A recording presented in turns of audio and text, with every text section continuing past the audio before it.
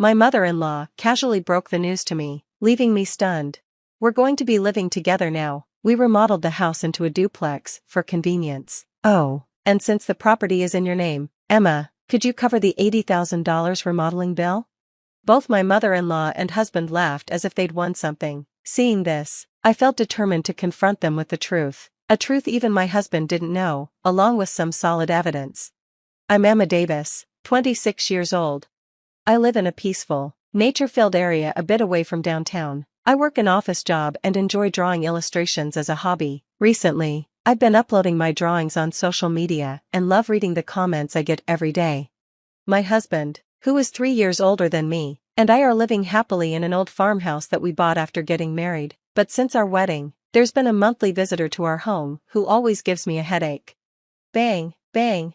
Emma, I'm here. Open up quickly. My mother-in-law's voice rang out as she knocked persistently on the sliding front door. Sighing, I rushed to the door. Coming, mother-in-law. I tried to smile as I opened it. She stood there, holding a large bag, looking annoyed. There are so many bugs here. Is George, my husband, still at work? Poor thing, working even on a Saturday. I brought some of his favorite food. While dealing with her constant chatter, I kept a fake smile on my face. My mother-in-law is always around, trying to take care of her only child, my husband, even though we're married now. She even instructs me on how to do housework. Last time, she rearranged everything in the fridge, and I had to waste time hunting down the ingredients to make breakfast the next morning. Before we got married, my husband had told me, if my parents ever need help, we'll live together. I want you to be prepared for that. I had mentally accepted this, but the thought of living with my mother-in-law every day filled me with dread. 2 years into our marriage. One day, my husband told me that his father had fallen down the stairs and broken his leg. We'll need to help them now. Let's live together, just like we talked about before we got married. I felt worried for my father-in-law, so I agreed to the plan without hesitation, but deep down, I was anxious that moving in together would mean I'd lose time for my beloved drawing hobby. I asked my husband if I could continue drawing, but all he said was, I want you to prioritize the house before leaving for work. Alone in my room, I felt like I had half given up, feeling sad about my selfish husband. As I looked back at all the illustrations I had drawn, I began to process my feelings. I had just made up my mind to live with my in-laws when something unexpected happened. One day at work, I suddenly felt numbness in my hands and feet, followed by intense dizziness. I collapsed. Luckily, a coworker quickly called an ambulance, and I was rushed to the hospital. It turned out I had suffered a stroke at a young age. Although I had been warned about my high blood pressure before, I regretted not taking it seriously and avoiding the doctor. The stroke led to a 2-month hospital stay, including surgery and rehabilitation. During this time, I noticed my husband showed very little concern for me. After the diagnosis, I called him with trembling hands, but all he said was, I see, so living together will be postponed, huh? I was shocked that he seemed more concerned about the plans to live with his parents than about my health.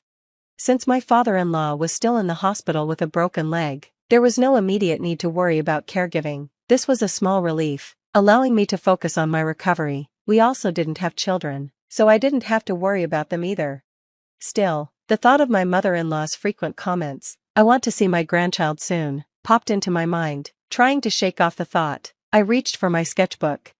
I had been so busy preparing to move in with my in-laws and dealing with my health issues that I hadn't had time to draw. I realized that once I moved in with them, I would likely have even less time for my hobby. I decided to use this hospital stay as my last bit of free time, a gift from life, and fully enjoy my drawing. I also resolved that when this period was over, I would do my best for my husband and in-laws, whether it was housework or anything else. The 2 months in the hospital flew by, and soon it was time to leave. My husband casually asked if I wanted him to pick me up, but I wanted some time alone, so I said no, though I felt a little guilty. On the bus ride home, I saw the familiar sights outside the window and realized I was almost home. The sunlight shining through the green leaves was dazzling and beautiful. I felt a deep sense of bittersweetness, knowing this would be my last time in this peaceful, nature-filled place. Since my in-laws' house is closer to the city, my life would change completely. Feeling a bit sad, I slowly got off at my usual bus stop. As I walked toward my home, ready to say goodbye to it, I suddenly stopped in my tracks at the sight before me. As I looked at each of the illustrations I had drawn over time, I started sorting out my feelings. Just when I had decided to live with my in-laws, something unexpected happened. While working one day, I suddenly felt numbness in my hands and feet, followed by intense dizziness. I collapsed. Thankfully, a coworker quickly called an ambulance. I wasn't in immediate danger, but after medical tests, I was diagnosed with a stroke at such a young age. I had been warned about my high blood pressure before but regretted ignoring it and not going to the doctor. The entire process, from diagnosis to surgery and rehabilitation, took about 2 months. Everything moved so quickly, and during this time, I noticed my husband showed very little concern for me. After finding out about the stroke, I called my husband with trembling hands. All he said was, "I see, so living together will be postponed, huh?"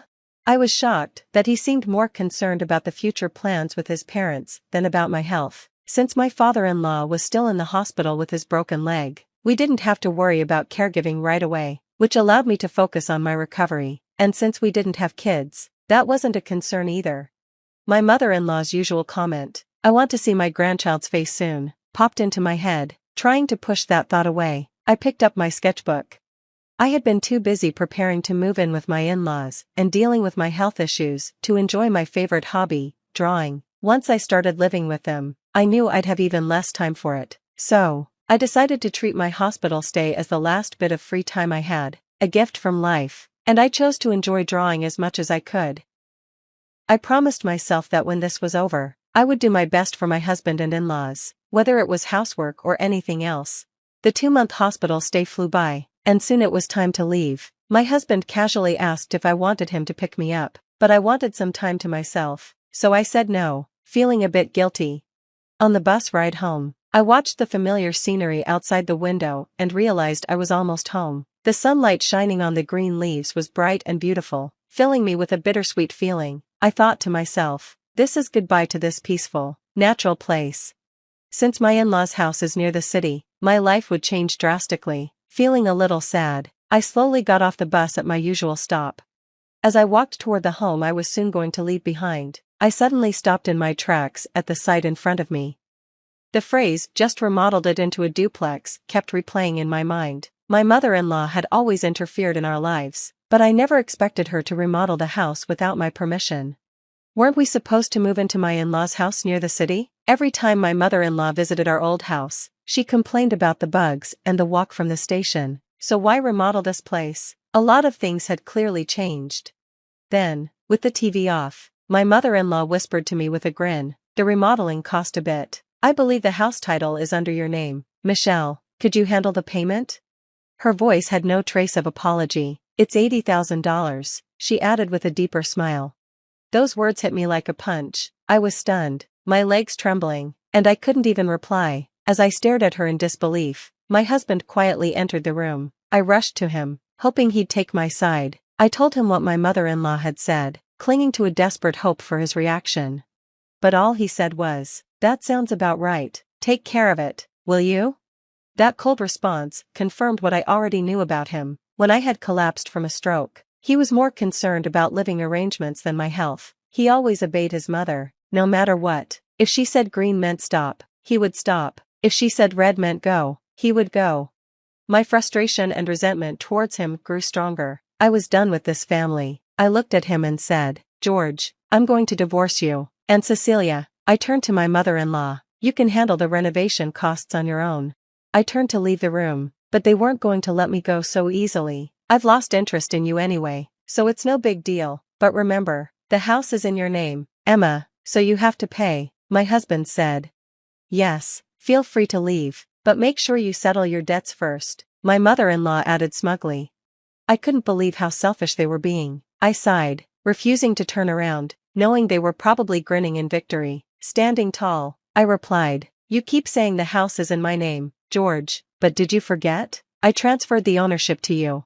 Their laughter stopped abruptly, and I could feel their panic growing. My husband tried to deny it, saying, "I don't remember asking that, and there's no proof." But I had anticipated this. I calmly walked past them, opened a drawer, and took out a document. "Here's the proof," I said, showing them the paper where it clearly stated the ownership was in George's name. When I pointed out the part showing the house was his, My husband's face turned pale. That's fraud. I never thought you'd actually do it. And I definitely can't pay $80,000. My husband shouted angrily as soon as he realized the debt was now his responsibility. I was disgusted by his reaction, realizing there was no point in trying to have a reasonable conversation. Let's communicate through lawyers from now on, I said calmly. Turning to my mother-in-law, I added with a smile, Cecilia, your son is in quite a mess, please take care of him. Ignoring my husband's yelling, I walked out of their home for good. After that, he tried calling me several times, but I chose to ignore him and only communicated through my lawyer. Given our already strained relationship and my issues with his mother, the divorce was settled without any problems.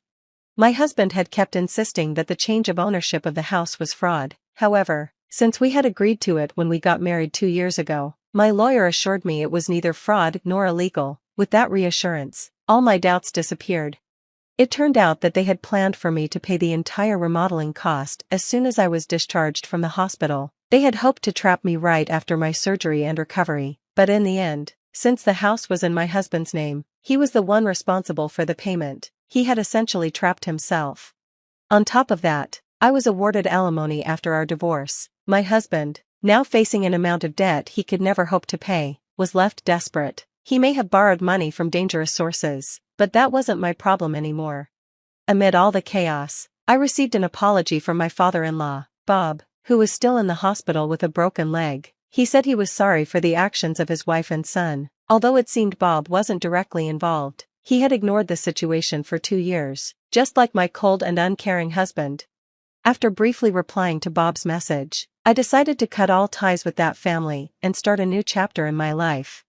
Since then, my health has gradually improved, and I've returned to work. When I was married, I used to draw illustrations while always being conscious of my husband's judgment, but now I can enjoy drawing freely, whenever I want. What started as a hobby has now turned into more. I've been getting job offers through the social media platform where I share my illustrations, and I now spend more time drawing for work than just for fun. Today, I'm on my way to see an old farmhouse in a rural town. My current dream is to buy this farmhouse using the alimony from my husband and my own savings, and turn it into an art studio. This visit marks the first step toward making that dream come true. As I sit on the bus, looking out at the scenery, I remember the day I left the hospital, the day that changed my life forever. The beautiful nature outside looks the same as it did back then, but now my heart feels clear, and I'm filled with excitement for the new life that awaits me. The sunlight shining through the leaves makes them look so bright and full of life, and it dazzles me with hope. You're the only match. 4 words. That's all it took to throw a grenade into my perfectly quiet, carefully distant life. I stared at my father as he said it, like he was announcing the weather. His voice was flat, cold, the way it always was when he expected obedience. Like I was a broken vending machine he was trying to shake a soda out of. I should have walked out right then. Instead, I sat frozen in the stiff-backed chair in my aunt's living room, surrounded by people who once called me family. The air smelled like lemon-scented cleaner and fake sympathy. Rachel was curled dramatically on the couch, pale and frail in a designer hoodie, her head resting on Mara's shoulder like a tragic little angel. I hadn't seen most of them in years, not since the incident, not since Rachel's lies turned me into the family disgrace. My name's Jasmine, I said finally, my voice dry, cracking the silence. I didn't realize this was an ambush. Mara gave a tight smile. It's not an ambush, sweetie. It's a family meeting. Same thing, I muttered. Rachel looked up at me with those wide, glassy eyes. Jazz. I didn't want it to be like this. If there was anyone else? But there isn't, my father cut in, his voice slicing through hers. You're the only viable donor. The doctors confirmed it. I crossed my arms. And you just assumed I'd say yes. You can't seriously be considering saying no, he snapped. I didn't say no, I said, keeping my tone even. I said you assumed. Haley, my mom, sat silently next to him, her hands folded in her lap like always. She wouldn't look at me. She never did when things got real. Rachel reached out a trembling hand. I know we've had our differences. I laughed. I couldn't help it. Differences? That's what we're calling it now? Mara's eyes narrowed. This is your chance to make things right, Jasmine. Right? I turned to her. You mean after the time your daughter told everyone I was sleeping with my boss? That kind of right. Let's not rehash the past, my father said sharply. Of course not. The past was inconvenient. It made golden girls look tarnished and scapegoats look like survivors. I stood up. I'll get tested. If it'll make everything right, fine.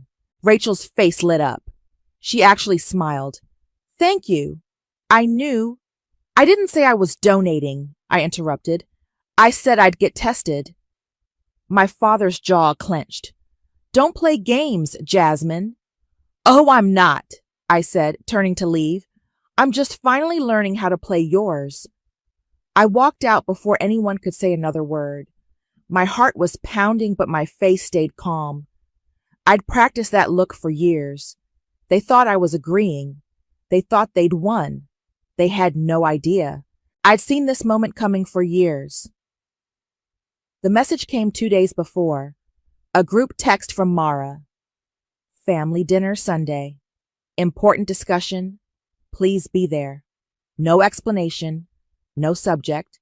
Just a demand wrapped in fake warmth. I almost deleted it. But something in my gut told me to go. And when I walked into that house and saw Rachel, sick, small, and still somehow smug, I knew why. This was it. The moment I'd been waiting for. The moment the universe handed me the sharpest blade and said, cut carefully. You don't get to destroy someone and then come crawling back when you need a piece of them to survive. Not without consequences. Back at my apartment, I opened the drawer I hadn't touched in years.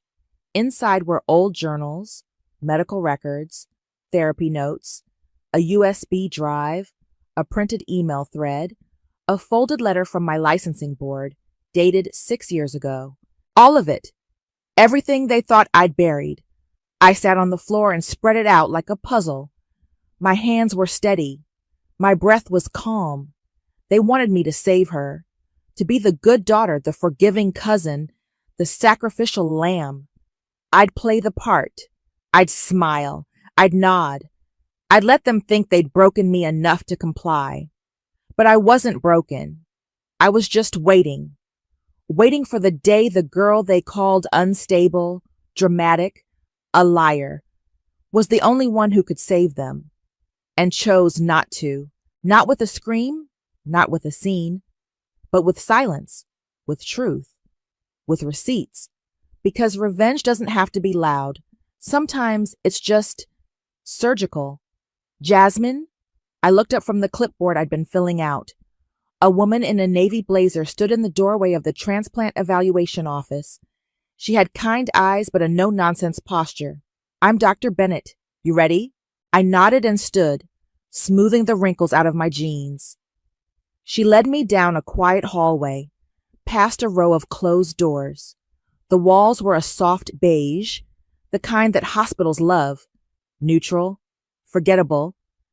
We stepped into her office, and she gestured for me to sit. The room was warm, full of books and plants. Not what I expected. Before we begin, she said, settling into her chair, I want you to know this part of the evaluation is confidential. My job is to assess your emotional readiness, not to pressure you. I nodded again. Okay. She studied me for a moment. You seem calm. I've had practice. She smiled faintly and clicked her pen. Let's start with your medical history. Any history of mental health conditions? I reached into my bag and pulled out a folder. I brought documentation. Diagnosed with acute stress disorder and anxiety 6 years ago. Therapy notes, prescription history, all in here. Her eyebrows lifted slightly. Thank you. That's thorough. I handed it over. I figured you'd ask. She flipped through it, pausing at a few pages. This started around the time of a workplace incident? Yeah. Can you tell me what happened? I leaned back in the chair. My cousin told my boss I was having an affair with him, said I was unstable, obsessive. She showed him screenshots of texts I'd sent, completely normal ones, but taken out of context. She said I was a liability. Dr. Bennett looked up. And were you? No, but it didn't matter. He believed her. HR opened an investigation. I was put on leave, then let go. My license was suspended pending a psych eval. By the time I cleared it, the damage was done. She didn't write anything for a moment. Did your cousin admit to lying? No, she said she was concerned. Played the hero. My family backed her. Dr. Bennett nodded slowly. And now she needs a kidney. Yep. She tapped her pen against the folder. How do you feel about that? I shrugged. I'm here, aren't I? That's not the same as being willing. I met her eyes. I'm willing to be evaluated, to go through the process. I'm not promising anything. She nodded again. That's fair. There was a pause. The air felt heavy. You've been carrying this a long time, haven't you? She asked. I didn't answer right away. Then I said, yeah, I have. She closed the folder. Would you be willing to share any supporting documents? Emails, messages, anything that might help me understand the full picture?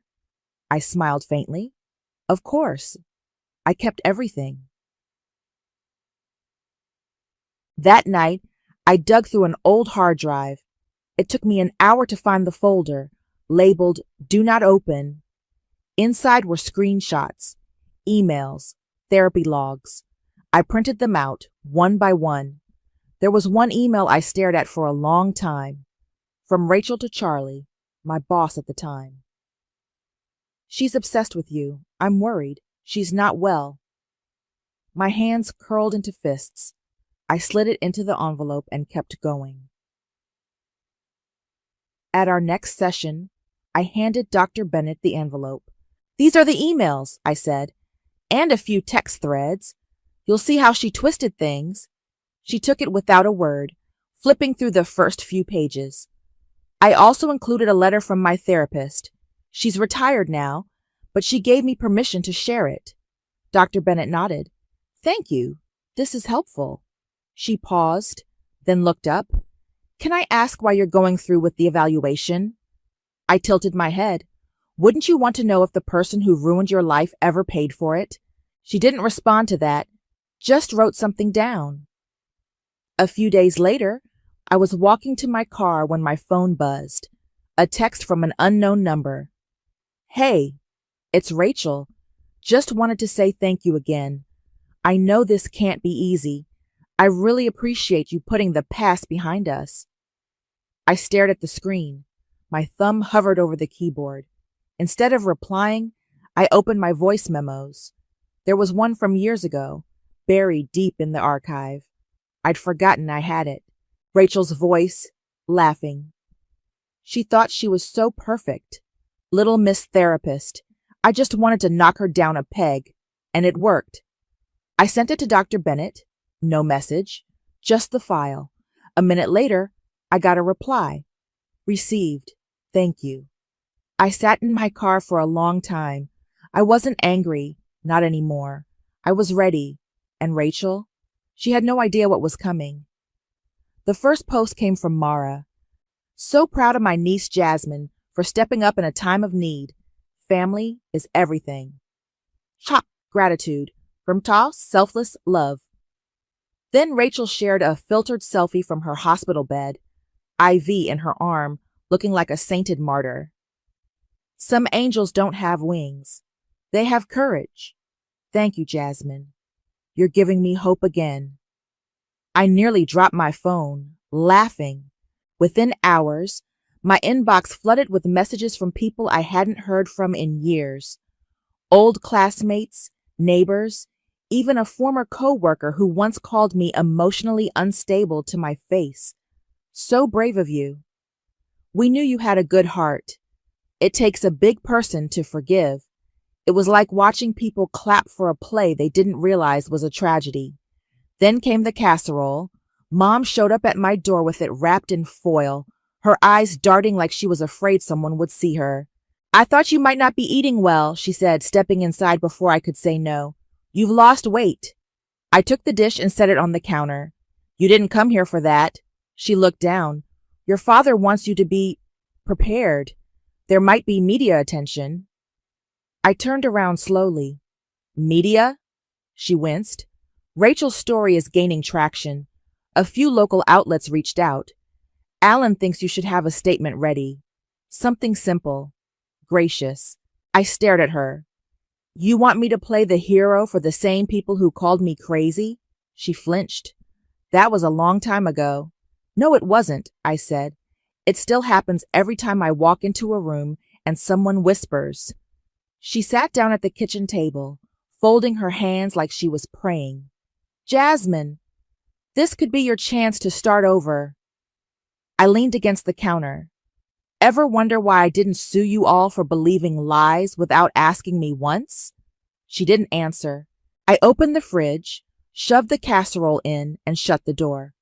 I'll write a statement when Rachel writes a confession. She stood slowly. You're angry? No, I said. I'm awake. She left without another word. That night, I charged my old phone and dug through the voice memos again. I knew there was more. And there it was, one from a party years ago when Rachel was drunk and careless. Honestly, I did her a favor. She was too perfect, too smug.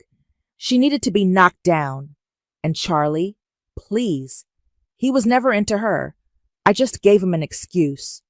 I sat there listening to it twice. Then I emailed it to Dr. Bennett. Subject, additional context, no message, just the file. Within minutes, she replied. This helps clarify things. I'll be in touch soon. I closed my laptop and stared at the ceiling. They wanted a story. I'd give them one, but it wouldn't be the one they rehearsed. The next day, I got a call from Mara. Hi, sweetie, she chirped. I just wanted to say how proud we are of you. Everyone's talking about how brave you are. Uh-huh. And Rachel's been so emotional. She keeps saying how this might bring the family back together. I didn't say anything, Mara continued. I was thinking maybe we could have a little dinner after your next hospital visit. Just us girls, like old times. I finally spoke. The last time we had dinner, you told me I was an embarrassment. She laughed like I told a joke. Oh, Jasmine, that was years ago. Water under the bridge. Some bridges don't need crossing again, I said, especially when they're still on fire. She went quiet. Then, sweet as sugar, well, we'll see you soon. Take care of yourself. Click. I stared at the phone, then opened my camera roll. I had screenshots, texts from Rachel years ago, ones where she baited me into reacting, then used my responses as proof of instability. I sent them to Dr. Bennett, along with timestamps and a short note. She knew exactly what she was doing. Later that week, I got a message from someone I hadn't expected. Deacon. We used to work together. He was one of the few who didn't treat me like a pariah during the fallout. Hey, just read about Rachel, crazy stuff. Hope you're okay. I replied, define okay. He sent back a shrug emoji. Then, if you ever want to talk, I'm around. I remember more than you think. I stared at that message for a long time. Maybe I wasn't as alone as I thought. The next time I walked into Dr. Bennett's office, she didn't smile.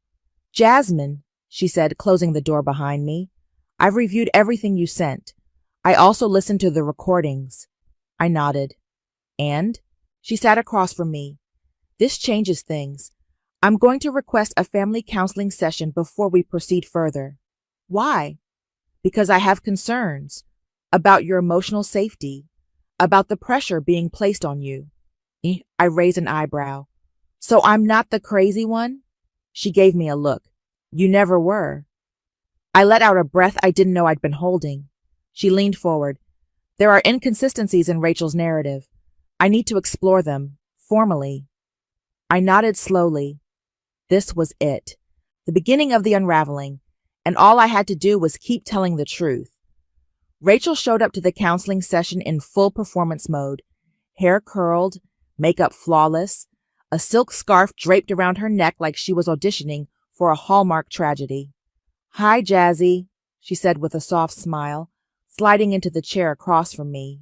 "You look good." I didn't respond, just looked at Dr. Bennett, who was already scribbling something in her notepad. She cleared her throat. "Thank you both for coming.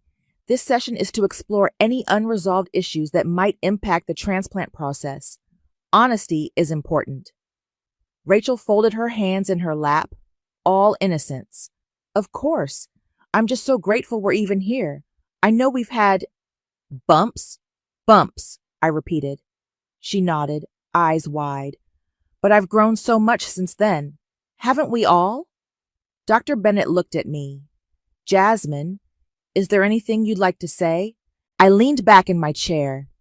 I think it's interesting how Rachel keeps using vague words like bumps and differences, like she didn't actively destroy my career. Rachel's smile didn't falter. "That's not fair." "What's not fair?" I asked. "The part where you told my boss I was unstable? Or the part where you forged emails to make it look like I was harassing him?" Her voice dropped an octave. "I was trying to protect you." "From what? A promotion?" Dr. Bennett held up a hand. "Let's slow down. Rachel, can you explain what you meant by trying to protect her?" Rachel blinked, caught off guard. I just thought she was in over her head. I didn't want her to get hurt." "By getting a raise?" I said. "Or by dating someone you wanted for yourself?" Rachel's eyes flashed, but she quickly masked it. "That's ridiculous." Dr. Bennett scribbled again. "I forgave you, you know," Rachel said suddenly, her voice soft. "Even after everything." My jaw clenched. "Forgave me for what?" "For what you said to Mom. For how you embarrassed the family." I laughed, sharp and humorless. "You lied about me, ruined my job, and somehow I'm the one who embarrassed the family?" Dr. Bennett looked up. "Rachel, have you ever taken responsibility for what happened?" Rachel gave a little shrug. "We were young. People make mistakes." "Mistakes?" I said. "You called me a stalker." Rachel turned to Dr. Bennett. "This is exactly what I mean. She's still so angry. I don't think she's emotionally stable enough to make this decision." Dr. Bennett's pen stopped moving. I stared at Rachel. "You just proved my point. Again." Rachel's face twisted for a second, just a flicker, before she caught herself. Dr. Bennett stood.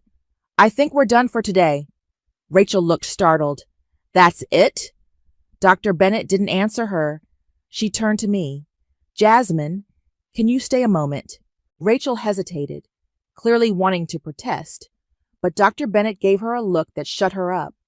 She grabbed her purse and left without saying goodbye. Once the door clicked shut, Dr. Bennett sat back down. "There are inconsistencies I must report to the surgical review board," she said calmly.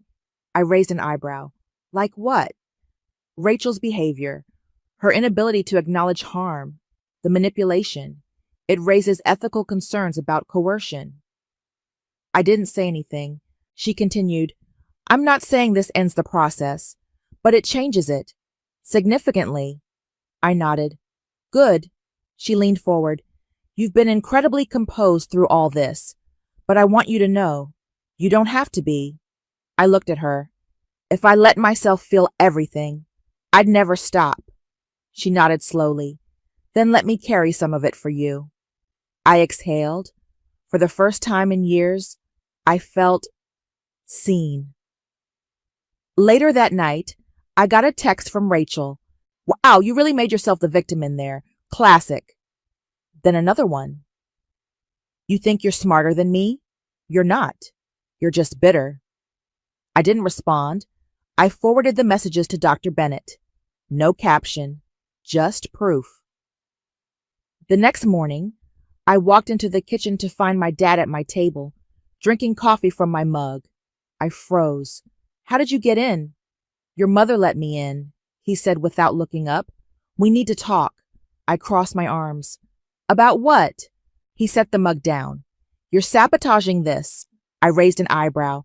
By telling the truth? You're dredging up ancient history to avoid doing the right thing. The right thing, I repeated. You mean giving up an organ to someone who tried to ruin my life? She's your family. So am I. He stood, towering over me.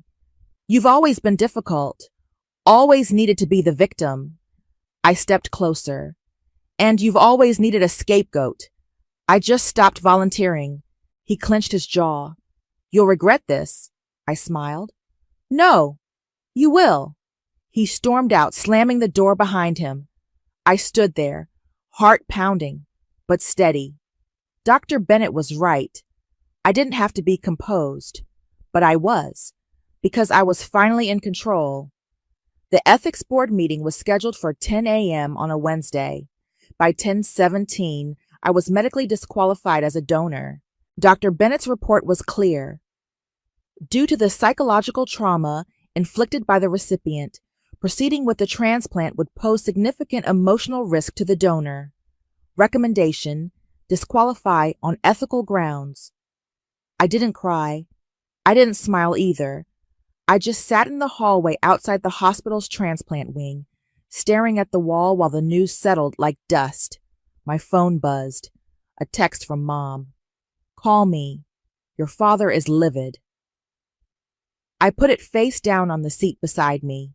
Then I stood, grabbed the manila envelope from my bag, and walked out of the building. Charlie's office hadn't changed. Same glass walls, same overpriced art on the walls, same fake warmth in the receptionist's voice when she said, "He's just finishing up a call. Can I tell him who's here?" "Jasmine," I said, watching her expression flicker. She nodded and disappeared down the hallway. 2 minutes later, Charlie stepped out. He looked older, hair thinner, suit tighter, but still smug. "Wow," he said, forcing a smile. "This is a surprise." I held up the envelope. I figured it was time. He gestured toward his office. "Let's talk." I walked in, sat down, and placed the envelope on his desk. "What's this?" he asked, already uneasy. "Emails. The originals. The ones you said were real." He didn't touch it.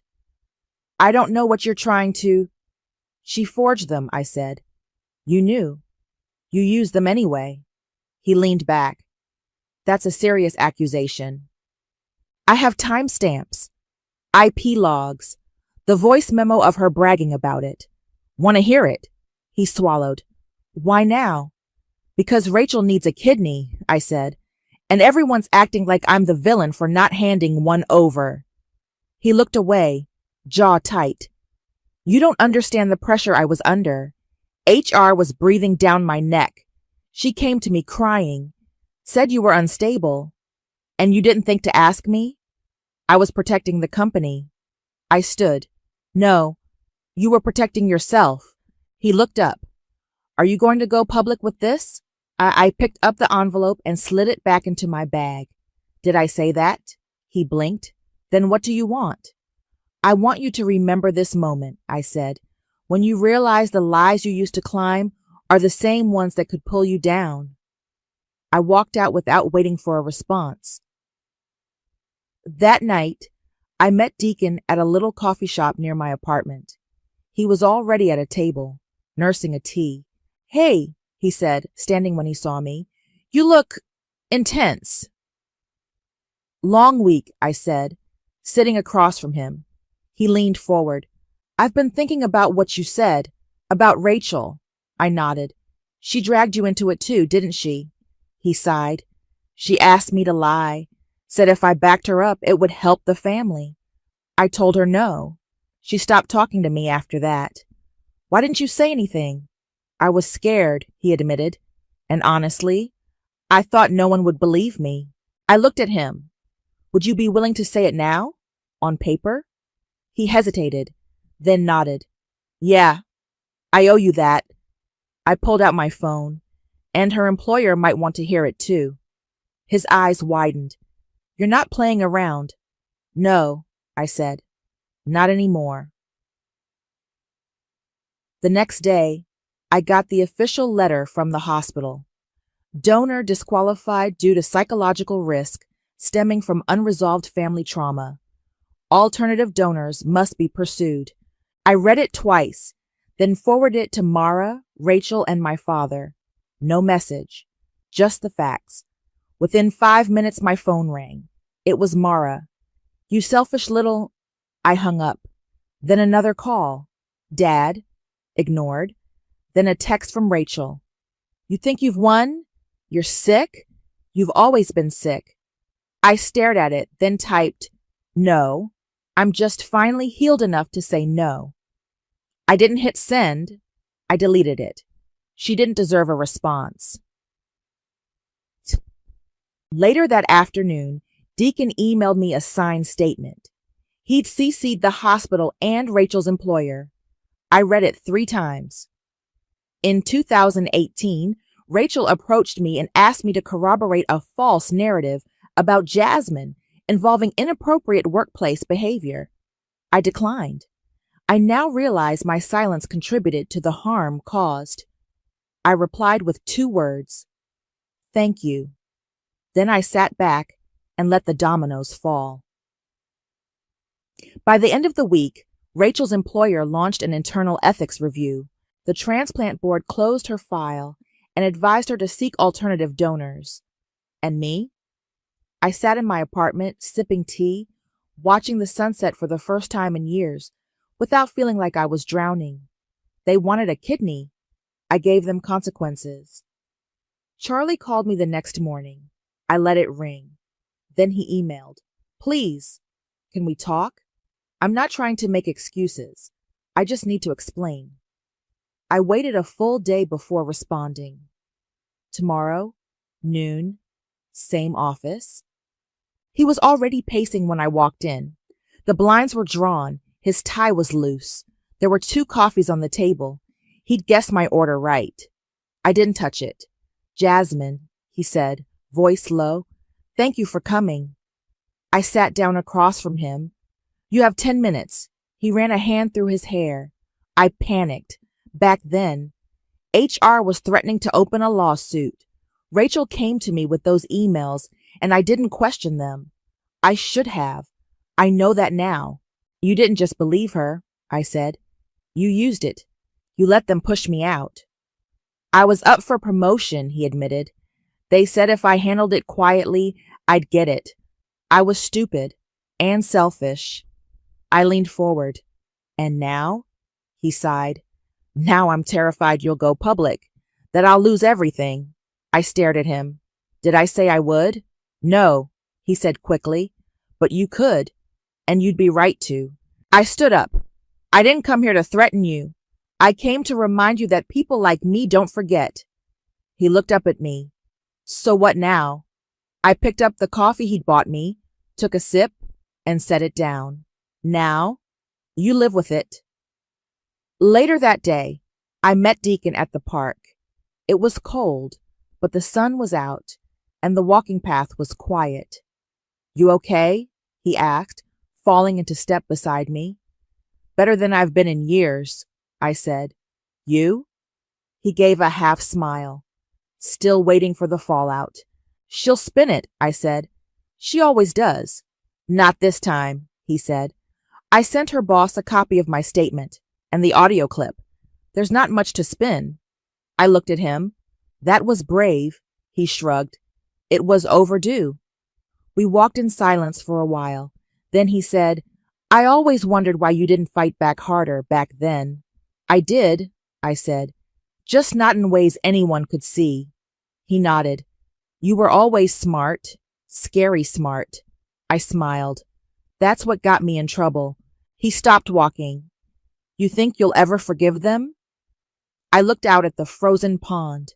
Forgiveness isn't the goal. Peace is. He didn't push, just walked beside me. No one had done that in a long time. That evening, I got the official notice. The hospital had closed Rachel's transplant file. She was no longer eligible to receive a kidney from me or from anyone until further review.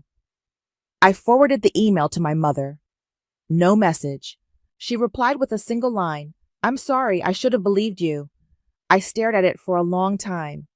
Then I put my phone down and turned off the lights. The next morning, I woke up to a news alert. Local PR executive suspended pending internal investigation. There was no name in the headline, but the photo told the story. Rachel, walking briskly out of her office building, sunglasses on, lips pressed tight. I scrolled through the article. Or allegations of workplace manipulation and ethical misconduct. I didn't feel joy. I didn't feel pity. I just felt done. Later that afternoon, I got a call from Mara. "You've destroyed her," she said, voice shaking. "No," I said. "She did that herself." "She's sick, Jasmine. She could die." "She was sick before her kidneys failed," I said. "You just didn't want to see it." Mara's voice cracked. "You're a traitor to your own bloodline." I laughed. "You made your golden child out of garbage and torched what was real in me." She hung up. I didn't call back. That night, Deacon and I sat on my couch, watching a documentary neither of us were really paying attention to. "You ever think about leaving?" he asked. "All the time," I said. "But I'm not running anymore." He nodded. "Good." We sat in silence for a while. Then he said, "You know, I used to think revenge was about getting even. And now? Now I think it's about getting free." I looked at him. "Maybe it's both." He smiled. "Maybe." Outside, the city lights blinked like distant stars. And for the first time in years, I didn't feel like I was on fire. I felt clean, unburdened, whole. The voicemail from Mara came in just after noon. "You are a disgrace. Rachel's in the hospital again. Her numbers are worse. You could have saved her. You chose not to. You'll have to live with that." I deleted it without listening to the end. At 3:15, I pulled into the hospital parking lot for what was supposed to be the final transplant coordination meeting. Not for me, just a formality for the family, the doctors, and Rachel. I wasn't required to attend, but I did. I wanted to see it unravel with my own eyes. The conference room was already full when I walked in. Rachel sat at the head of the table, pale and furious, her arms crossed tight. Mara was beside her, whispering something into her ear. My father stood near the window, jaw clenched, refusing to look at me. Mom sat alone in the corner, clutching her purse like it was an anchor. The transplant surgeon walked in last, flipping through a folder. "Thank you all for coming," he said, settling into his chair. "We've completed the final review regarding the donor eligibility." Rachel perked up. "So when can we schedule the surgery?" The surgeon didn't smile. "There won't be a surgery." Silence. He continued, calm and clinical. "The donor, Jasmine, has been disqualified based on psychological evaluations and documentation of long-term emotional trauma directly connected to the recipient." Rachel's mouth fell open. "What?" Mara leaned forward. "I'm sorry, what trauma?" The surgeon looked at her, then back at Rachel. "There is documented evidence of emotional manipulation, workplace sabotage, and psychological harm. The ethics board ruled that proceeding would endanger the donor's mental health." Rachel stood up. "That's ridiculous. She's lying. She's been trying to ruin me for years." The surgeon didn't flinch. "We have recordings, emails, and third-party witness statements. This decision is final." Rachel turned to me, eyes wild. "You did this. You planned this." I stayed seated. "I told the truth. That's all." "You manipulated the doctor." "No," Dr. Bennett said, stepping into the room. "I evaluated the facts. You gave me plenty." Rachel's voice rose. "This is a setup. She's always been jealous of me." Security appeared at the door before she could finish. The surgeon gestured toward them. "I'm going to have to ask you to leave, Rachel." "You can't do this," she shrieked. "She's sick. She's the one who's sick." The guard stepped forward. Rachel backed away, still shouting. "You'll regret this, Jasmine. You'll regret it. They escorted her out. The door slammed behind them. Mara stood slowly. You've killed her. I looked her dead in the eye. No, you did that the day you taught her she could do whatever she wanted and never face consequences. She opened her mouth, but nothing came out. Dad walked past me without a word. Mom lingered. Jasmine. I looked at her. I'm sorry, she said, voice barely above a whisper. I nodded once. I know. She left. I sat alone in the room with Dr. Bennett. She looked at me. You okay? I exhaled. Yeah. Outside the hospital, the press had already gathered. Microphones, cameras, flashbulbs. Rachel's suspension had gone public. So had the transplant rejection. Someone from the ethics board must have leaked the report. I walked past them without stopping. One reporter shouted my name. Another asked if I had a comment. I kept walking. No sunglasses, no scarf, no shame. For the first time in years, I didn't feel like a ghost. I felt real. And finally, free. The phone rang twice before I picked up. Hey, Mom said, voice soft. I made lemon bars. Thought I'd drop some off. I glanced at the clock. You don't have to bring anything. I want to, she said. Just for you, no casseroles, no messages. I paused. Okay, I'll buzz you in. When she arrived, she looked smaller. Not physically, just quieter. She handed me the tin and stepped inside like she wasn't sure she was allowed. They're still warm, she said, setting them on the counter. I opened the lid. You remembered I liked them without powdered sugar. She smiled faintly. I remember more than you think. We stood there in silence for a moment. How's Rachel? I asked. She blinked. Still in the hospital. They're looking for another donor. No luck yet. I nodded. And Dad? She hesitated. He's not speaking to me. I raised an eyebrow. I defended you, she said, in front of him. For the first time. I didn't know what to say to that, so I just said, thank you. She looked around my apartment like she was seeing it for the first time. It's nice here. Peaceful. It is. She picked up a photo from the shelf, me and Deacon, laughing on a park bench. You look happy. I'm getting there. She put the photo down. I think I believed her because it was easier than believing I'd failed you. I met her eyes. You didn't fail me. You just didn't fight for me. She nodded slowly. I'm trying now. I walked her to the door. She paused before leaving. I'm proud of you, Jasmine. I really am. I didn't say anything, but I didn't close the door behind her right away either. Later that night, Deacon and I sat on my balcony, wrapped in blankets, sipping tea. You see the news? He asked. I nodded. Rachel's employer let her go. He sipped his tea. She's still not taking responsibility, is she? Never will. He looked out at the street below. You think she'll get a donor? Maybe, maybe not. He turned to me. Would it matter to you if she did?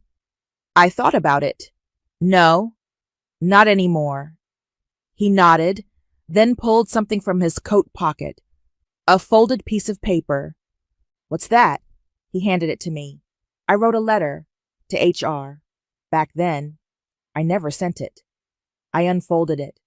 It was short, honest, regretful. I didn't know how to help you, he said, but I wanted to. You're helping now, he smiled. You ever think about going back to therapy work? I looked out at the city lights. Maybe. I don't know if I want to fix other people yet. I'm still working on myself. He nudged my shoulder. You're doing pretty damn well. I laughed. Don't jinx it. We sat in silence for a while, the kind that didn't need to be filled. The next morning, I opened my inbox and found a message from a former client, someone I'd helped years ago before everything fell apart. I don't know if you still check this, but I just wanted to say thank you. You helped me more than you knew. I hope you're okay. I stared at it for a long time. Then I hit reply. I'm okay, and thank you. That means more than you know. I closed the laptop and looked around my apartment. The plants were alive. The dishes were done. The air felt light. My phone buzzed, a text from Deacon. Walk later? I replied. Yeah, quiet sounds good. I grabbed my coat and stepped outside. The world hadn't changed, but I had. They asked for a kidney. I gave them consequences instead. The 2 pink lines appeared on the pregnancy test like a sunrise, beautiful, inevitable, and life-changing. I sat on the edge of my bathtub, hands trembling, as tears of joy streamed down my face. At 27, I hadn't planned this, but sometimes the best gifts come unexpectedly. My name is Natalia, and that moment in my bathroom marked the beginning of both a dream and a nightmare. You're what? My mother's fork clattered against her plate, the sound echoing through our weekly family dinner. I hadn't planned to announce it so soon, but the smell of Aunt Athena's signature lasagna had turned my stomach, and my quick dash to the bathroom had raised suspicions. I'm pregnant, I repeated, trying to keep my voice steady. About 6 weeks along, the silence that followed was deafening. My father, Gerard, stopped mid-chew, while my cousin, Kinley's face went completely white. Aunt Athena reached across the table to grip Kinley's hand, her knuckles turning as pale as her daughter's face. But you're not even married, my mother finally managed, her voice barely above a whisper. What about your art career? The gallery showing next month? I straightened my shoulders. I can be both a mother and an artist. Plenty of women do it. This isn't about your art, Aunt Athena cut in, her voice sharp. Have you considered what this means for Kinley? My confusion must have shown on my face because she continued, her words gaining momentum like a boulder rolling downhill. Kinley and Tham have been trying for 3 years. 3 years of fertility treatments, 2 miscarriages, and here you are, accidentally pregnant, unmarried, living paycheck to paycheck with your paintings. Athena, my father warned, but she wasn't finished. It's perfect, actually, she said, her eyes lighting up with an intensity that made my skin crawl. You can give the baby to Kinley. It would stay in the family, and you could focus on your career. The room started spinning. What? Think about it, my mother chimed in, and my heart shattered at her betrayal. Kinley and Tham have a beautiful home, financial stability. They're ready for a baby. You're not. I can't believe what I'm hearing. I pushed back from the table, my chair scraping against the hardwood floor. This is my baby we're talking about. Kinley spoke for the first time, her voice trembling. Please, Natalia, you don't know what it's like, wanting something so badly and watching everyone else get it so easily. So I should just hand over my child? Like it's a painting I can just give away? The words tasted bitter in my mouth. Be reasonable, Aunt Athena snapped. This isn't about you anymore. Think about what's best for the baby. I looked at my father, silently pleading for support, but he just stared at his plate, shoulders hunched. The betrayal cut deeper. I need some air, I managed to say, grabbing my purse and heading for the door.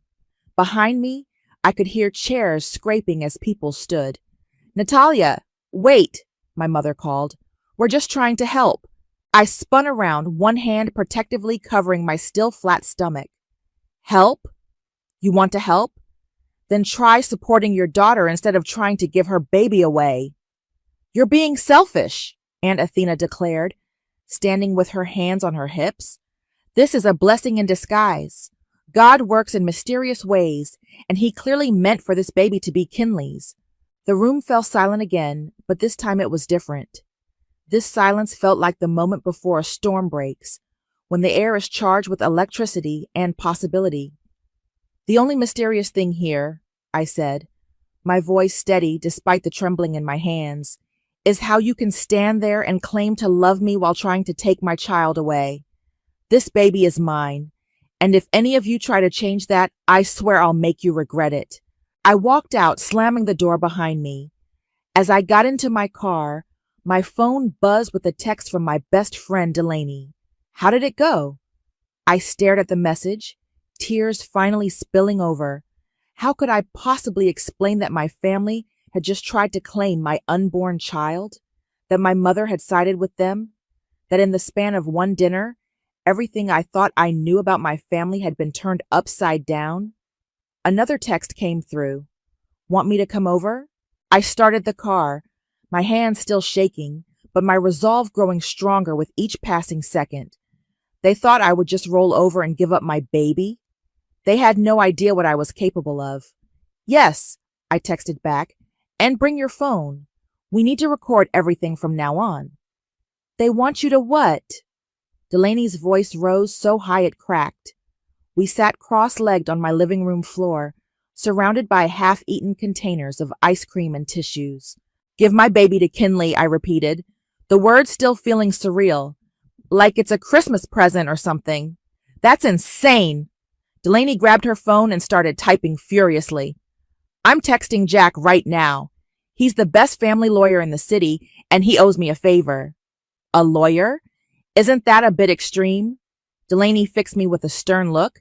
Your family just tried to claim your unborn child. Trust me, you need legal protection. My phone buzzed again. Another message from my mother. I showed it to Delaney. Please call me.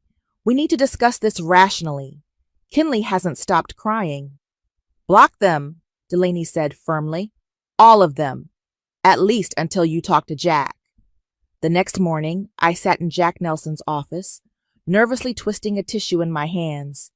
He was younger than I expected, with the kind eyes that hardened when I mentioned my aunt's name. Athena Stanley? He leaned forward. I know her well. She tried to pull something similar with my sister years ago. What do you mean? Different situation, same manipulation tactics. He pulled out a legal pad.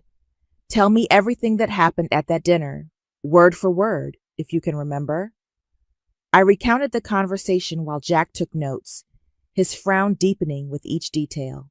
They've already shown their hand, he said finally. They're going to paint you as unstable and unprepared for motherhood. We need to get ahead of this. But they're my family, I protested weakly. Would they really? My phone buzzed with a text from Kinley. Can we meet? Just us? Please? Jack read the message over my shoulder. Don't respond. They're trying to get you alone, probably to pressure you more. From now on, all communication goes through me. What should I do? Document everything. Save texts, emails, voicemails. Record conversations if you can. This state has one-party consent laws. He started writing on a fresh page.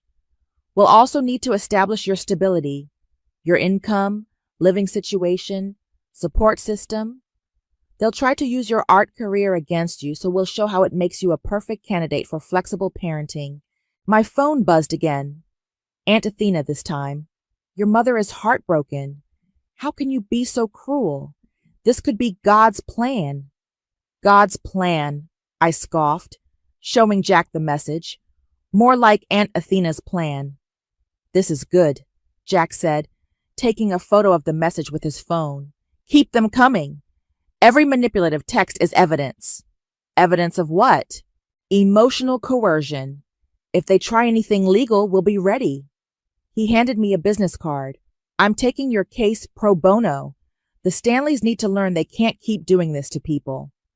When I left Jack's office, I felt stronger, but my hands still shook as I drove home. A familiar car was parked outside my apartment, my father's. He stood when I approached, looking older than I'd ever seen him. Can we talk? I remembered Jack's words about recording everything. I pressed the record button on my phone before answering. Depends. Are you here to convince me to give away my baby too? No, he sighed. I'm here to apologize. I should have spoken up at dinner. But you didn't. I know. I've always tried to keep peace in the family, but this time... He ran a hand through his gray hair. This time they've gone too far. Dad, They want to take my baby. They won't, he said firmly. I won't let them. But Natalia, you need to be prepared. Your aunt, she's not going to back down easily. Neither am I, he smiled sadly. No, you never have. You're just like your mother used to be before. Before what? But he just shook his head. Be careful, sweetheart. And whatever happens, know that I'm on your side. As I watched him drive away, Delaney's text lit up my phone. Jack called me. We're building your support network. Don't worry. We've got this. I placed a hand on my stomach, feeling stronger than I had since that dinner. They thought I was alone, unprepared, easy to manipulate, but they were wrong. I had people in my corner, and more importantly, I had something worth fighting for. My phone buzzed one final time, a message from an unknown number. This is Jack. First rule, start a diary, document everything. Second rule, trust no one in your family right now. Third rule, get ready for war. I took a deep breath and typed back, I'm ready. The gallery was quiet, except for the soft clicking of my heels on the hardwood floor as I hung my latest paintings. My first solo show was in 2 weeks, and I was determined to prove I could handle both my career and impending motherhood. Need help? A voice called from the doorway. I turned to see my mother standing there, looking uncertain. I kept my phone recording in my pocket as I answered. I've got it covered. She walked in anyway, her eyes moving from painting to painting. These are beautiful, honey. The colors are so alive.